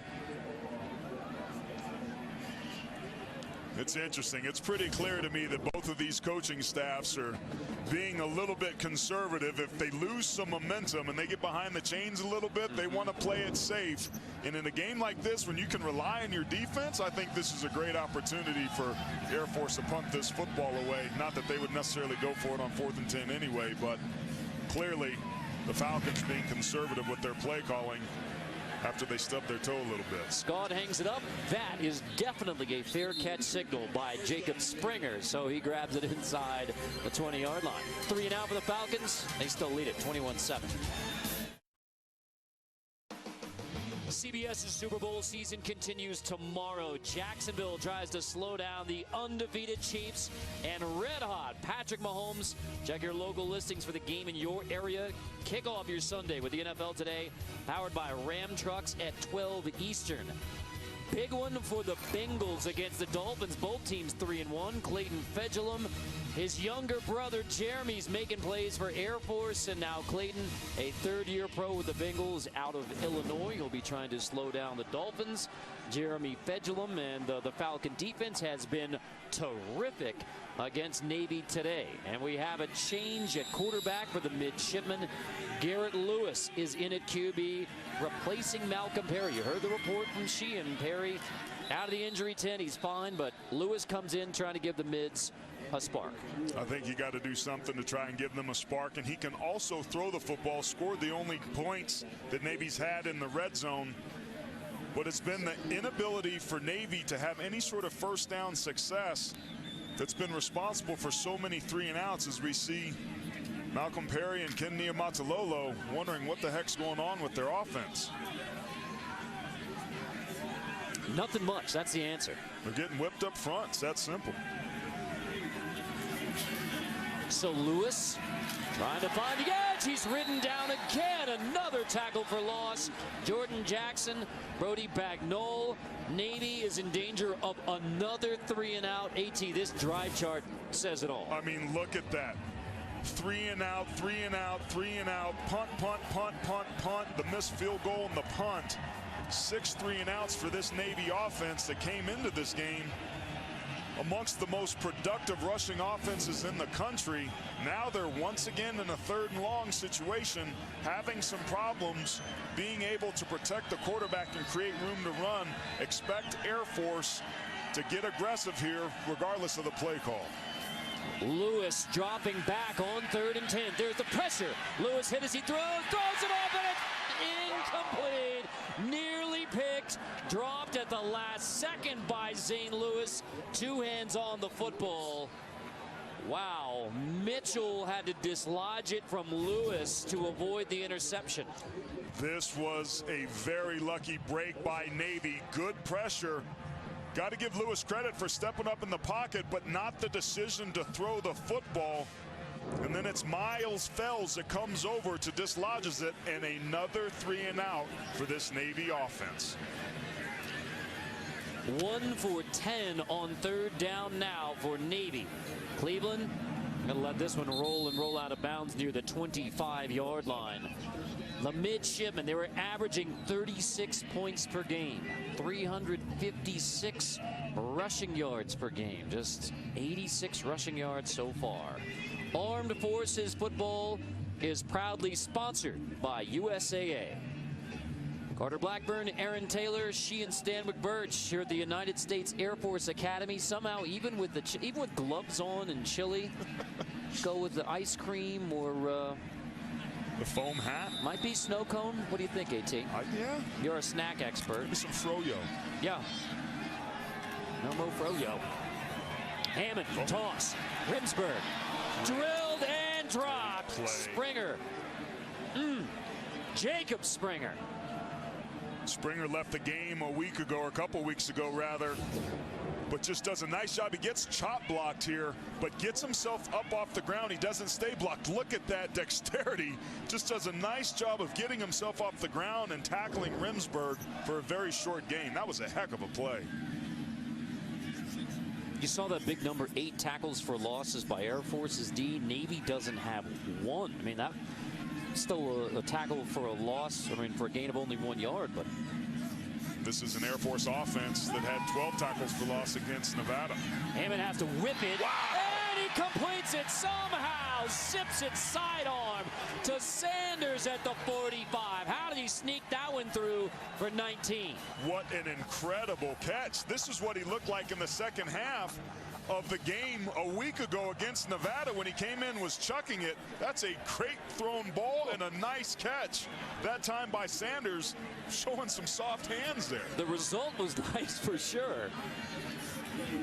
Sanders had only 3 catches coming in, 2 today. Back on the ground, Cole Fagan, the leading rusher.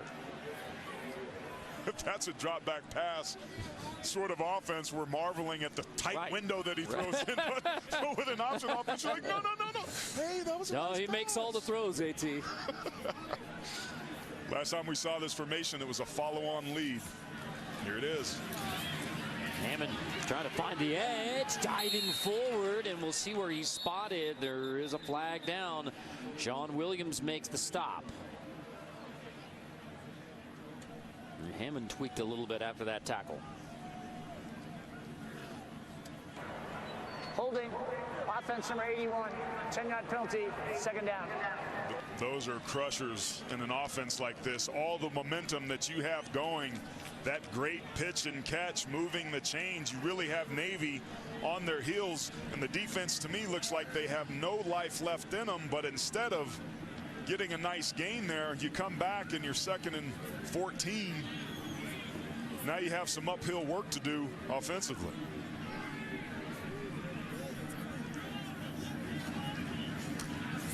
Hammond, toss on the edge. Saucier across the 50. He trips up and dives. I mean, he had more room to run, but Saucier falls down, apparently just shy of the first down. Nice job of working the edge here to the wide side of the field. The pitch was a little bit behind, but Saucier was able to field it and just got turf monstered. So 3rd and a short 1. Hammond, keeper, push, maybe on the second push. We will see. Move him just enough. That's the best play call there. Your offensive line has been doing a nice job of controlling Navy's defensive front. You don't need much there. You don't want to risk an exchange, fumble, and putting the football on the ground. That's a safe play call when you only need a couple inches. I know it's only the 3rd quarter. There's 5:25 to go. But you know Troy Calhoun has already started thinking about possessions. 2 touchdowns right now. I mean, it is always going through. And these teams that play such close, tight games week in and week out. That's why we spend a majority of our time with Troy Calhoun and Ken Niumatalolo talking through all of these strategy situations. And when you're looking at the clock and when you're looking at possessions and when you're starting to do the math. Yes, 3rd quarter, but I guarantee you both of those head coaches are working through the scenarios right now. No doubt. Particularly in these styles of offense, every possession matters. I circled the play clock because that last ball was snapped with 5 seconds left. You better bet your bottom dollar they're going to let this play clock run down. That time they snapped at 11, though. Hammond, can it take a shot? It can. Right open at the 25-yard line. Sanders, he'll take it inside the 20. And the Falcons through the air again. This time, 22 yards of Hammond to Sanders. This just ends up being a deep rub route where the defenders basically pick themselves and Sanders gets left wide open. Once again, he's having a heck of a game on the receiving end of some well-thrown balls by Hammond. First 4 games, he had 3 catches. He has 3 in this game. Hammond handoff. Bordeaux, the junior from Altus, Oklahoma, who had the big run to set up the last Air Force touchdown. Less than 4 minutes to go in the 3rd. Air Force up by 2 touchdowns. Threatening again. We started this game and I said that Air Force was going to have to throw to win, and they've been doing that. The pass game completely opens up the run game, and now they can have some complementary play calling. Here's that diamond formation again. Let's see what the Air Force Falcons run off of this. Maybe a play action pass. No, they go right back to the follow-on. Now a pitch. And Rimsberg inside the 15 stood up, driven back. He took a good pop. Evan Falkman, the sophomore from Columbia, Maryland, missed the last game, back there for Navy. Forces 3rd down. Nice job that time by the Naval defense, stretching things out, being disciplined with their eyes. This would be a great opportunity if they can get a tackle for loss or force them into a 4th down situation. I think if you're Air Force, you probably elect to kick a field goal here on 4th down versus turning it over on 4th. But first, 3rd and 6. Looks like a busted play, and Hammond's going to make something out of it anyway. Down to the 5-yard line. 1st and goal. Williams makes a touchdown-saving tackle after Hammond pulled this out of nowhere. He made a great decision. He was going to pitch the football, but Diego Fugo comes over and would have been potentially in a position to be able to intercept that in midair. He elects to pull the football down, just makes a heads-up football play to move the chains and put the ball on the 5-yard line. Heck of a decision. 12th play of the drive is another Hammond keeper. He goes pushing to near the 2. Hudson Sullivan stands him up. 2nd and goal. This red zone area is so key. Navy coming into this game amongst the best in the country. Air Force not half bad their darn selves. Scoring touchdowns. If you can go up here by 3 touchdowns with only 17 minutes of clock time left in this game, that's a really nice cushion and going to make it extremely difficult for Navy to claw their way back in. Remember, the Mids have had only 2 drives that weren't 3 and outs. They go down by 3 scores. Huge. Hammond, there's a toss. There's Saucier to the goal line. Saucier stretching, and he is marked down just shy of the goal line, meaning 3rd and goal from the 1. Bachman makes the critical stop this time. Yeah, Hudson Sullivan was there as well. I wondered if Saucier should have maybe gone to the outside there and try to outrun Sullivan. But nice pursuit, putting the football down at the 1-yard line, giving your defense a chance to make a stop. Yeah, credit Sullivan with that one. And now 3rd and goal. Big old 99 Jackson Pittman. This is where he makes his living down here. He's got to come up big. Hammond will keep it and dive in. Touchdown, Falcons, with less than a minute to go in the 3rd. It is a 3-touchdown lead for Air Force, with Navy having no success moving the football. Watching this young man grow up on this drive. Good decision to keep the ball, made something out of nothing. And this Air Force offense, after that pitiful first quarter, has certainly found its rhythm. Midway through the first quarter, it looked like Donald Hammond III, his day might be done, into the locker room. He has returned in a major way to lead Air Force to a 28-7 lead. Air Force 0-3 versus FBS opponents this year, but they lead Navy big, 28-7 late in the 3rd quarter. Let's take a look at this week's Where Are They Now, brought to you by Bass Pro Shops in Cabela's. Now, Sheehan has much more here in a bit on an interesting wrinkle, but Tim Jefferson, the game-winning touchdown in overtime to beat Navy in 2011. There he is with Sean Carney, so 2 former Air Force quarterbacks. And yes, there is a big payoff coming from Sheehan. On Tim Jefferson, where are they now? That's what we call it tease in the TV business. Coach him up, Kyle. Nothing doing offensively for Navy, and they are down by 3 touchdowns. They need a spark play. A big return certainly would do it, but they have to get something going on the offensive side of the ball. But pretty good field position here due to the kick being out of bounds. At the 35, so kick out of bounds will start it at the 35-yard line. That's a boost. Free kick out of bounds from the kicking team. Ball be placed at the 35-yard line. First down. And now we send it to Sheehan. Thank you, Carter, for that lead-in. I actually talked with Tim Jefferson this week, and he told me that since the age of 5, he knew he wanted to be a pilot. He's fulfilled that dream and has been flying the B-1 for a year and a half, and Jefferson was actually part of the flyover team for today's game. And, you know, he had an amazing game in the 2011 overtime win, but he told me that actually the 2010 game in his junior year against Navy stands out because it was the first time they had beaten Navy in 7 years, and he felt that finally got Air Force over the hump. Wow. And that was Perry's incomplete there. Saw that the B1. That's, by the way, Wave Robinson, our statistician. I believe that is his favorite plane in the air right now. Wave? No? Okay. That is incorrect. How about those afterburners, though? Air Force veteran, Wave Robinson. Cool nonetheless. That was that last pass attempt by Navy, a little bit miscommunication there. Toss just to get it off. Walker ridden out of bounds, and as the Falcons have all day. Garrett Coppola flex them both. Falcons have earned it. The way that he breaks on this ball and recognizes it is impressive. There he is on the backside, the middle of your screen right there, just tracking the whole way. Once again, too many defenders going unblocked for this Air Force Falcon defense, and Coppola coming up flexing. That's what they've been doing all game long. This is by far the best this Falcon defense has played all season, and they put themselves in a position to beat their rival, the Naval Academy. Handoff, Gargiulo, nothing there up the middle, and we go to the 4th. Air Force dominating Navy. The midshipmen have barely moved the football in the second half, Third quarter. while Air Force puts up 2 touchdowns in the 3rd. A big leg up in the fight for the Commander-in-Chief trophy is headed to the 4th quarter.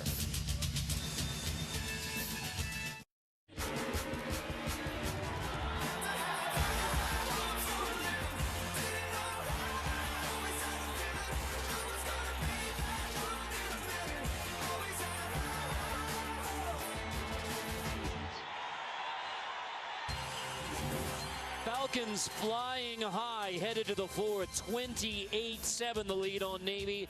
We begin the fourth quarter with fourth down for the Navy midshipmen. Nothing doing on offense, and so it's desperation time now for the mids. Even at their own 41, you're down by 3 touchdowns, limited possessions. Go for it on fourth. You have to go for it here. This is going to be the way for the rest of the game. And if you're Air Force, you have to stay on bounds. Offsides gives them a free first down. 4th and 4. Perry pressured again.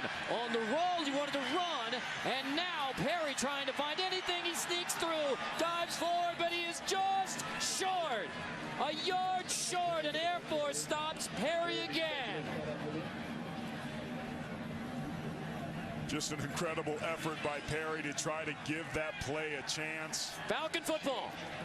But it's going to be a turnover on downs for Navy, and Air Force is going to take the ball back over on the plus side of the 50. It started with the pressure off this outside edge. Just a beautiful job that time by this front three rather, of Air Force getting after the quarterback. Perry gave it his best shot, but my goodness, this defense has been swarming all day long, comes up with a huge 4th down stop. Aaron, you begin the day talking about how turnovers would be key, and you said not just takeaways by the defense, but turnovers on downs. We've had one on both sides, and now the Falcons are set up again because of that 4th down stop, the turnover on downs. It certainly has played a little bit of a role. It's a 1-for-1 and a push. But when you stop a defense and get the ball at the spot where they were trying to go, it's just like a turnover. And now Air Force got the ball, Carter.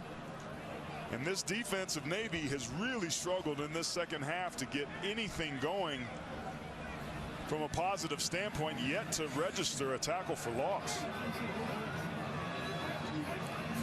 Falcons play keep away, but stay aggressive. Cleveland on the edge with a little shove. Kinsley, he's delivering a message there. Love that play call there to stay aggressive. We've unfortunately got a midshipman down on the ground, and it's Pittman, their best defender.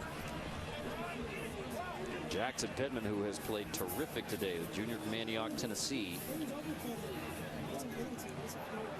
And Navy without Taylor Heflin, their senior middle linebacker and leading tackler, 8-11 in the first quarter. He was ejected for targeting on Donald Hammond III. Now you have another defensive leader down for the midshipmen here in the 4th. There he is in the middle, gets double chop block on the 3-step drop. Very common blocking strategy to get the defenders. Remember, Pittman had batted a ball down before, so trying to get him down on the ground so that they could complete that short pass was important. He's had 2 tackles for loss and a pass breakup on the day. But he looks, this is one of the differences. If you look at him and Tolentino, these bigger defensive linemen, the bigger offensive linemen, since joining the American Conference, that's how this Navy team has really started to change its identity. Pittman, one of those players that's been a heck of a force in the middle, and now the midshipman's job defensively that much harder. That pass play was a gain of 11 through the air again. So move it to the 32. Pittman on the Navy sideline. 1st and 10. And talked about how you're milking the clock already as Air Force. Well, now you got it to the 4th with a 3-touchdown lead. You have it on the plus side. Hayward is into the game, a defensive tackle for Navy in place of Pittman. Hammond on the edge. There's a toss. Rimsberg around the corner on the 30, diving across the 35. I mean, he is aggressively attacking the edge. Sean Williams on the stop. Rimsberg at the very end of that run, to your point about managing the clock, looked like he cut back inside when he easily could have ran out of bounds. I'm not 100% sure that that wasn't on purpose, and being heads up to your point about how clock conscious Troy Calhoun is with his players. 53 rushing yards for the track star from Newton, Kansas. Taking their sweet old time to get to the line of scrimmage. Snapper with about 5 seconds, handoff. Cole Fagan, he has a first down inside the 15. The son of Kevin, the defensive end of the University of Miami. And with the 49ers, this is Cole Fagan. Just some great double team blocks here at the point of attack. This is a simple dive, but look at the movement They're pulling the backside guard.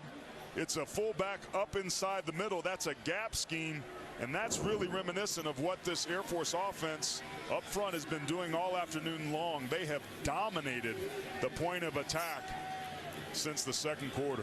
And if you dominate rush yards in this game, it bodes well. And Fagan and the Falcons are dominating every phase. It's now 1st and goal. And here's where we remind you the only win of the year for Air Force over Stony Brook. They're 0-3 versus the FBS. But when it is Air Force versus Navy, matters little. It matters very little. We knew that they were going to come out and give their best shot to Navy. Navy knew that as well. But this is a different team that showed up on film, certainly a different team that played against the pass-happy Nevada Wolfpack a week ago. But they're dominating on the line of scrimmage. Look at the rush yards today. That's the story of the game. Hammond, 1st and goal. Fagan, little there on 1st down. When I'm watching this defense of Navy, their body language just isn't there. They're a defense that looks whooped. They look tired. There's no sense of urgency. When you can have a fullback dragging defenders down the field, you know you've whipped them not only at the point of attack, but inside the helmet as well. Well, you've had to defend 43 runs so far in this game. That's a lot to ask. It's a defensive unit that's been banged up, got some guys back, but still been a tough year on that side of the ball for them at times. Hammond on 2nd and goal. There's the toss. Rimsberg stood up just outside the 1. He is dropped. Sean Williams leads the way. 3rd and goal, Falcons. I was impressed with Sean Williams, watching him on tape getting ready for this game. He's a very sure open field tackler. Had a couple tackles like this against SMU in the red zone, stopping the defender, the ball carrier, before he crossed the line of scrimmage. He's a senior. This is 3rd and goal, and the Air Force can all but ice it going up. If you go up 4 scores, Navy can't move the football even with 10+. I thought they iced it going up 28, but to your point, they get this in here, it's over. Hammond into the end zone. He walks in untouched. Donald Hammond III is writing his name in the Air Force football lore. Knocked out of the game in the 1st quarter. 1 series later, back in, and he had his 3rd rushing touchdown of the day versus Navy. A 34-7 lead in the 4th for the Falcons.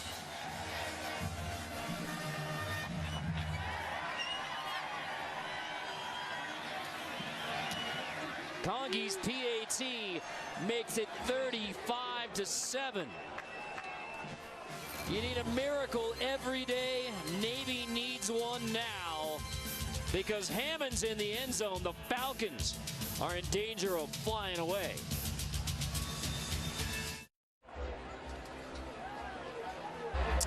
Aaron, in a moment, we're going to take a look at some numbers that I think it's going to make you flip. Have you ever done a backflip? Not intentionally. Forward flip? Take a look at the Chick-fil-A game summary. Like I said, it'll make you flip out because, I mean, when you're Navy, you're down by 4 touchdowns, 1 3rd down conversion. Yikes. Yikety yikes.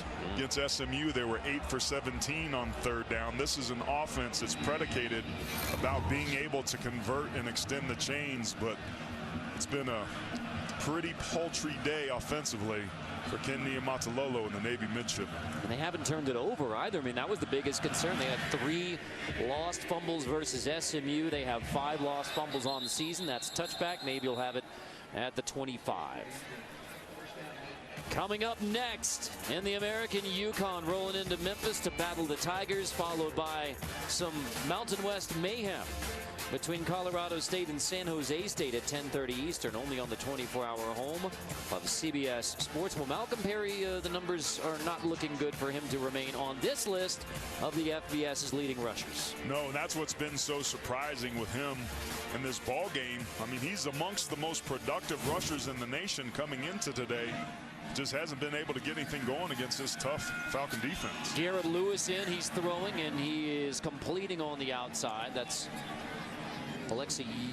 Taylor Jackson, who makes the grab. So Lewis in there. Clearly Navy wants to open it up and pass a little bit more. You're down by 28 points. They've got to. They've got to find a way to jumpstart this offense and get some quick scores, because with the way that Air Force is controlling the football, they may only get 3 more possessions in this game. Lewis, pressured as he throws, heaves it incomplete.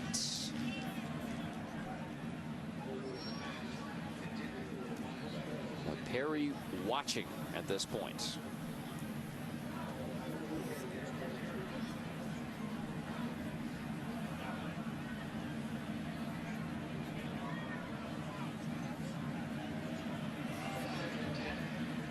Today's first down line is brought to you by Navy Federal Credit Union.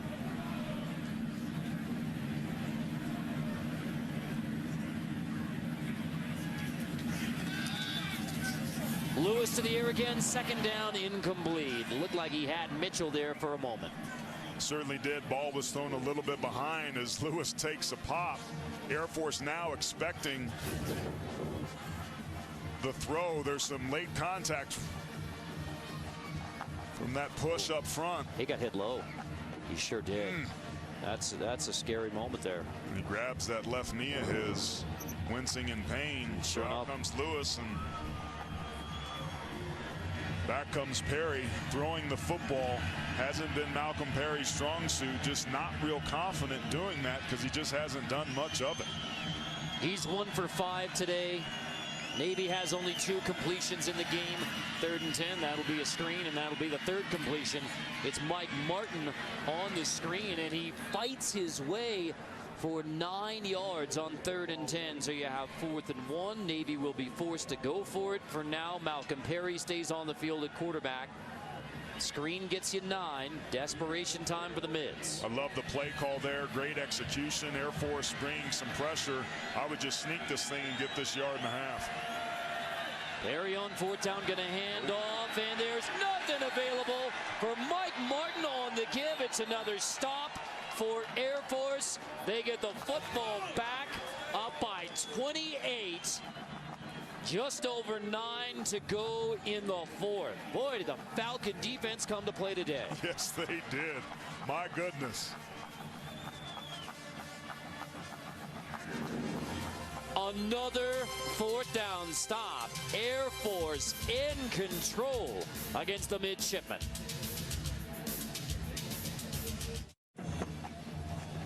Bundled up and happy, the cadets. A 35-7 lead on Navy here at the United States Air Force Academy. Our rogue, pound for pound, has been the tough young man from Hampton, Georgia, Donald Hammond III. He's been outstanding, leading a Falcon offense that's being led, in my opinion, by its offensive line. Haven't been too impressed with them coming into this game, but they have exerted their will on this Navy defense up front. And DJ Hammond, take a look at that. First Falcon since Tim Jefferson for 3 rushing touchdowns and a passing touchdown in a game. Tim's happy. And remember, Donald Hammond III, so this is part of, I mean, we literally didn't know until Air Force came out for their first series whether it would be Isaiah Sanders, who missed the Nevada game with a concussion. So Worthman started again. Worthman, who had the big game versus Navy last year, but a couple of fumbles in that Nevada game. So Worthman was pulled by Troy Calhoun. Hammond came in, led the comeback effort against the Wolfpack. Hammond started. Sanders came in when he was knocked out. Hammond back in the game, and dare I say, Air Force has an answer at quarterback, Donald Hammond III. And as long as he hangs on to that football, I think the quarterback job for the Falcons will be securely his when Air Force goes on the road Friday night at San Diego State, who's handling Boise State right now. Yeah, that's going to be a heck of a matchup with a Falcon offense that certainly has had a fair share of a confidence boost. But Hammond, man, I feel like we've really watched this kid grow up today, made some great decisions. 6 for 10 passing, has been efficient throwing the football. He really seems to have taken this opportunity. A lot of people thought that he was going to be the future of this Falcon offense, but it appears, Carter, to your point, that the future's now. And Bordeaux on 3rd down, he appears to be just short.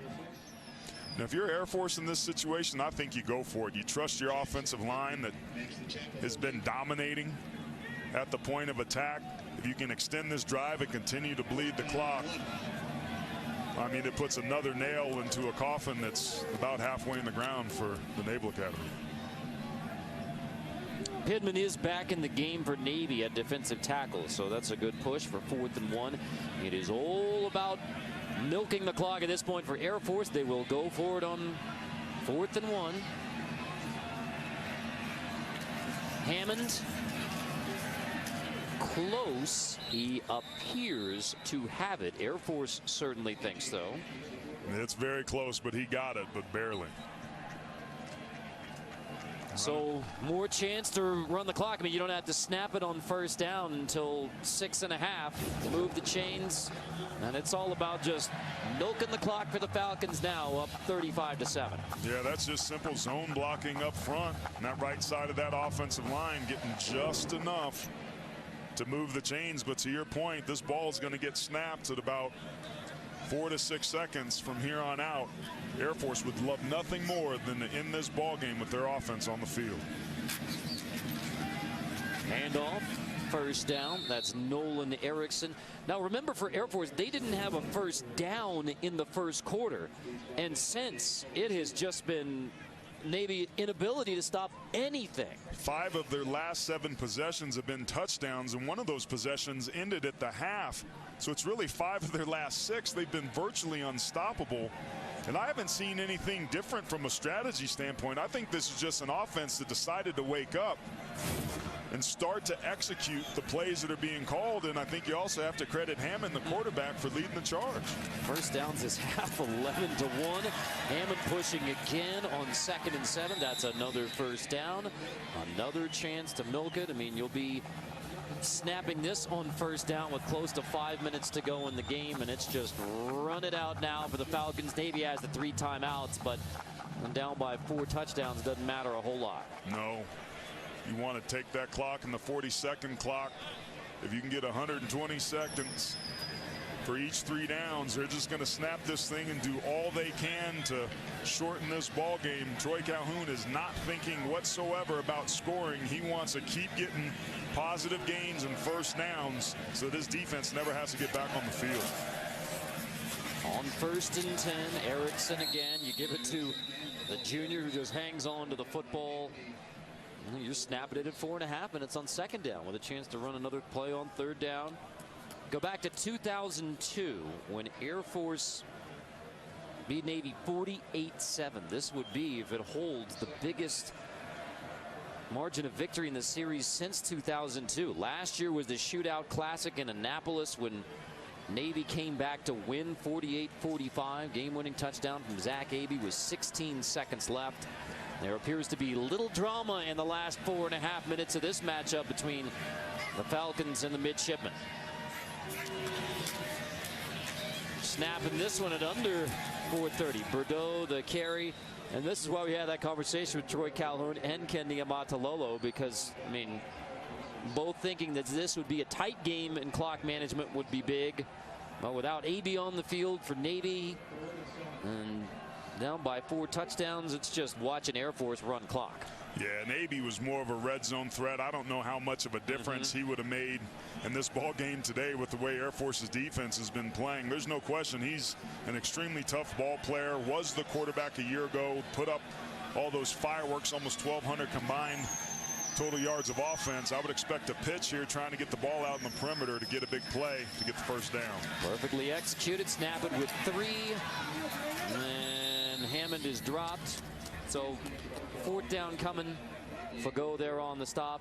When you kick a field goal or going for the 4th down again, it doesn't matter a whole lot because you've effectively led the clock to this point. I think they're going to want to elect to be able to keep this offense on the field and continue to bleed clock. They need to shorten this ball game more so than they need 3 extra points. Probably going to take a timeout as they go in here.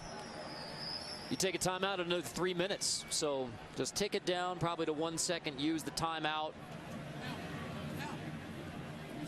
Shortening the game with a 4-touchdown lead, and there's your timeout.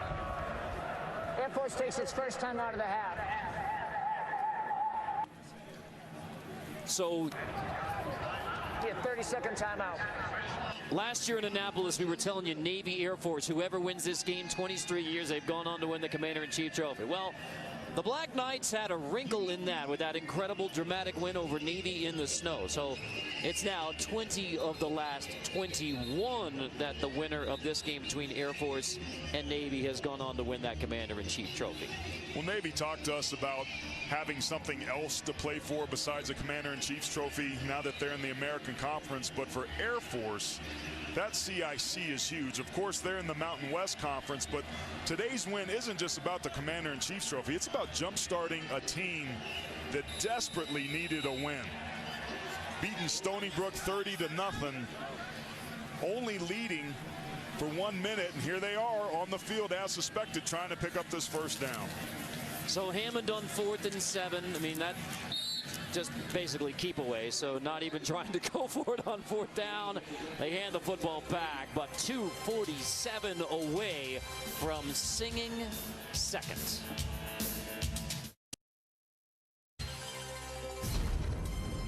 College football on CBS Sports Network is sponsored by The Exchange, welcoming home all honorably discharged veterans to their online shopping benefit. By Ice Cold Dr. Pepper, the official drink of Fansville. And by Rogue, leading provider of American-made strength and conditioning equipment.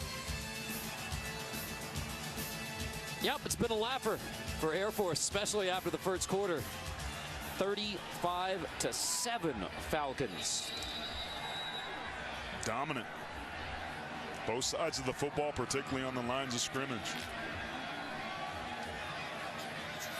From the 21, Malcolm Perry's your quarterback. Garrett Lewis went down after being tackled low on the last series for Navy when he was on in relief of Malcolm Perry.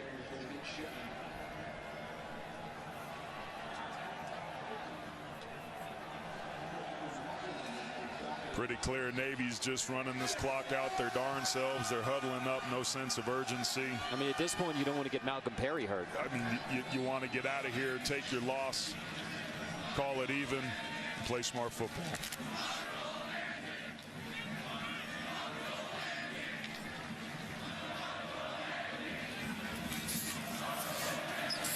This fullback dive, I mean, Gargiulo, this is... Now, one thing we know about these two teams, it will be contested on every snap, no matter what. But Navy, after 48 points and nearly 500 rushing yards in the 2017 meeting, nothing doing today.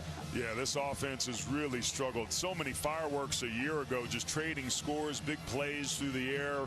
But you really have to credit this Air Force defense playing out of their minds. But Navy's got some issues offensively. Blocking at the point of attack is not what it's going to need to be moving forward. Fells on the edge has a first down. Mids keep it. It's academic at this point.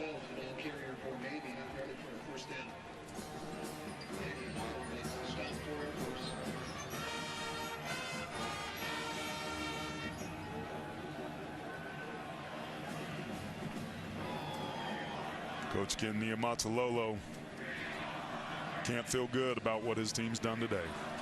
Today's first down line is brought to you by Navy Federal Credit Union.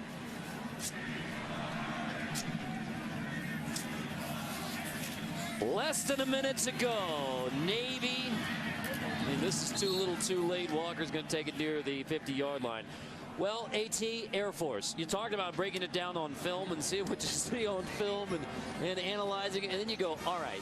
But you just know the Falcons are capable of pulling an incredible effort together, and Troy Calhoun certainly has to be pleased with exactly that. We knew we were going to get great effort today, but at the end of the day, football is a game of blocking and tackling. Air Force did a better job of that, and they simply executed better, and it's a big reason why they've got the biggest win of this young 2018 season. Let's see if they can carry this momentum against a pretty feisty San Diego State team next Friday night. So it's your first win over an FBS opponent this year. You go back to 2 years ago when the Falcons beat Navy here at Falcon Stadium. They were indeed flying high. It was Air Force's 15th consecutive home win, school record. They lost their next home game to Hawaii. Again, the bit of a low tide for Air Force football. They're hoping that the dominant win over Navy today, or their first win versus an FBS team in 2018, a big advantage in the Commander-in-Chief's Trophy round-robin series with Army, Navy, and Air Force.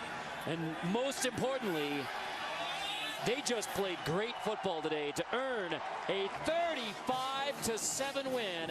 Air Force defeats Navy.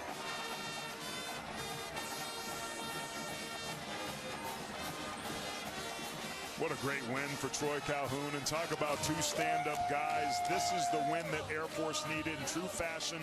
Physical on both lines of scrimmage. Air Force football getting itself back on track against one of its biggest rivals. Navy has now lost 8 straight away from Annapolis. And in dominant fashion today, Air Force 35-7. Now the Falcons head back into Mountain West Conference play and take on San Diego State Friday night here on CBS Sports Network. Temple is up next for Navy. That game also next weekend on the 24-hour home of CBS Sports. Navy hopes to have Zach Abey back on the field next week. And we will listen to both alma maters. It will be Air Force singing second in 2018 against the Midshipmen.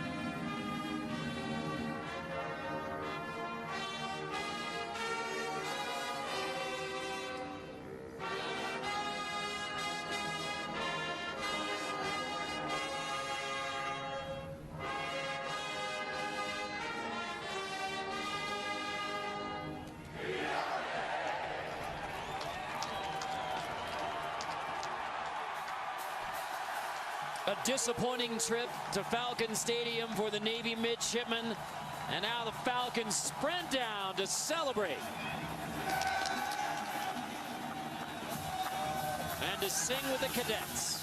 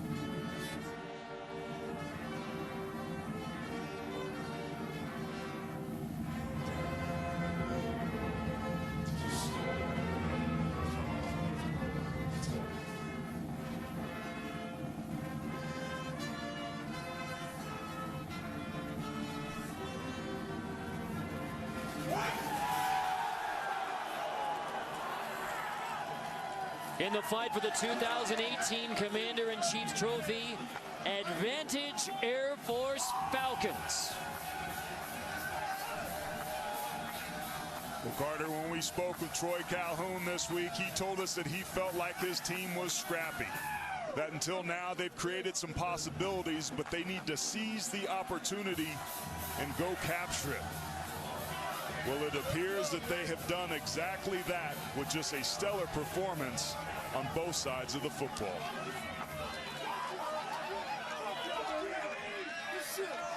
On the first Saturday in October, Navy versus Air Force, the Falcons deliver 35-7. Both teams are now 2-3 in 2018.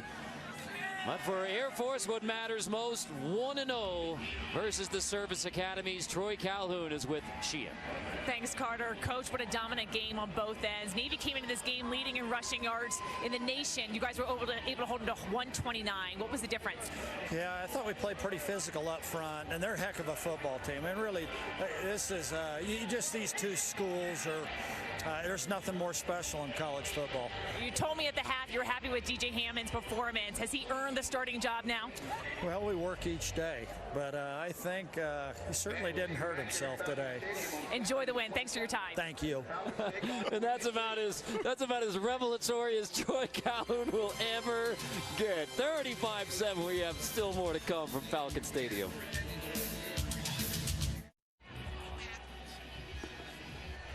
(35-7), Air Force dominant over Navy today at Falcon Stadium. Coming up tonight, the American, it's UConn at Memphis. Then we wrap it up in the Mountain West, Colorado State at San Jose State on the 24-hour home of CBS Sports. And right now on the field, she and Stanwyck Birch with Donald Hammond III. Thanks, Carter. DJ, what a game. This was your first start, first time playing against Navy. When did you find out you were starting? This morning. During our walkthrough, Coach told me I was getting a nod, so I had to go get a win.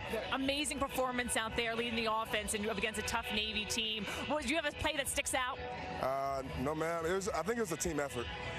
We fed off the energy from the defense, and the offense kept the ball moving, so it's a great team win. You left the field for a bit, being assessed for an injury, came out and really just kind of energized the entire team. What does it mean to beat Navy? It means a lot. But it's only one piece of the puzzle. To get that trophy, we got to beat Army, too. So it's the next step. First leg is done. Congratulations and enjoy the win. Thank you. An incredible performance by Donald Hammond III. 3 rushing touchdowns, a passing touchdown. The final score, 35-7 for Aaron Taylor, she and Stanwyck Birch, our entire crew. I'm Carter Blackburn. This has been a presentation of CBS Sports Network, the 24-hour home of CBS Sports. Now we send it to Brent Stober, Houston Nutt, and Kevin Carter inside college football.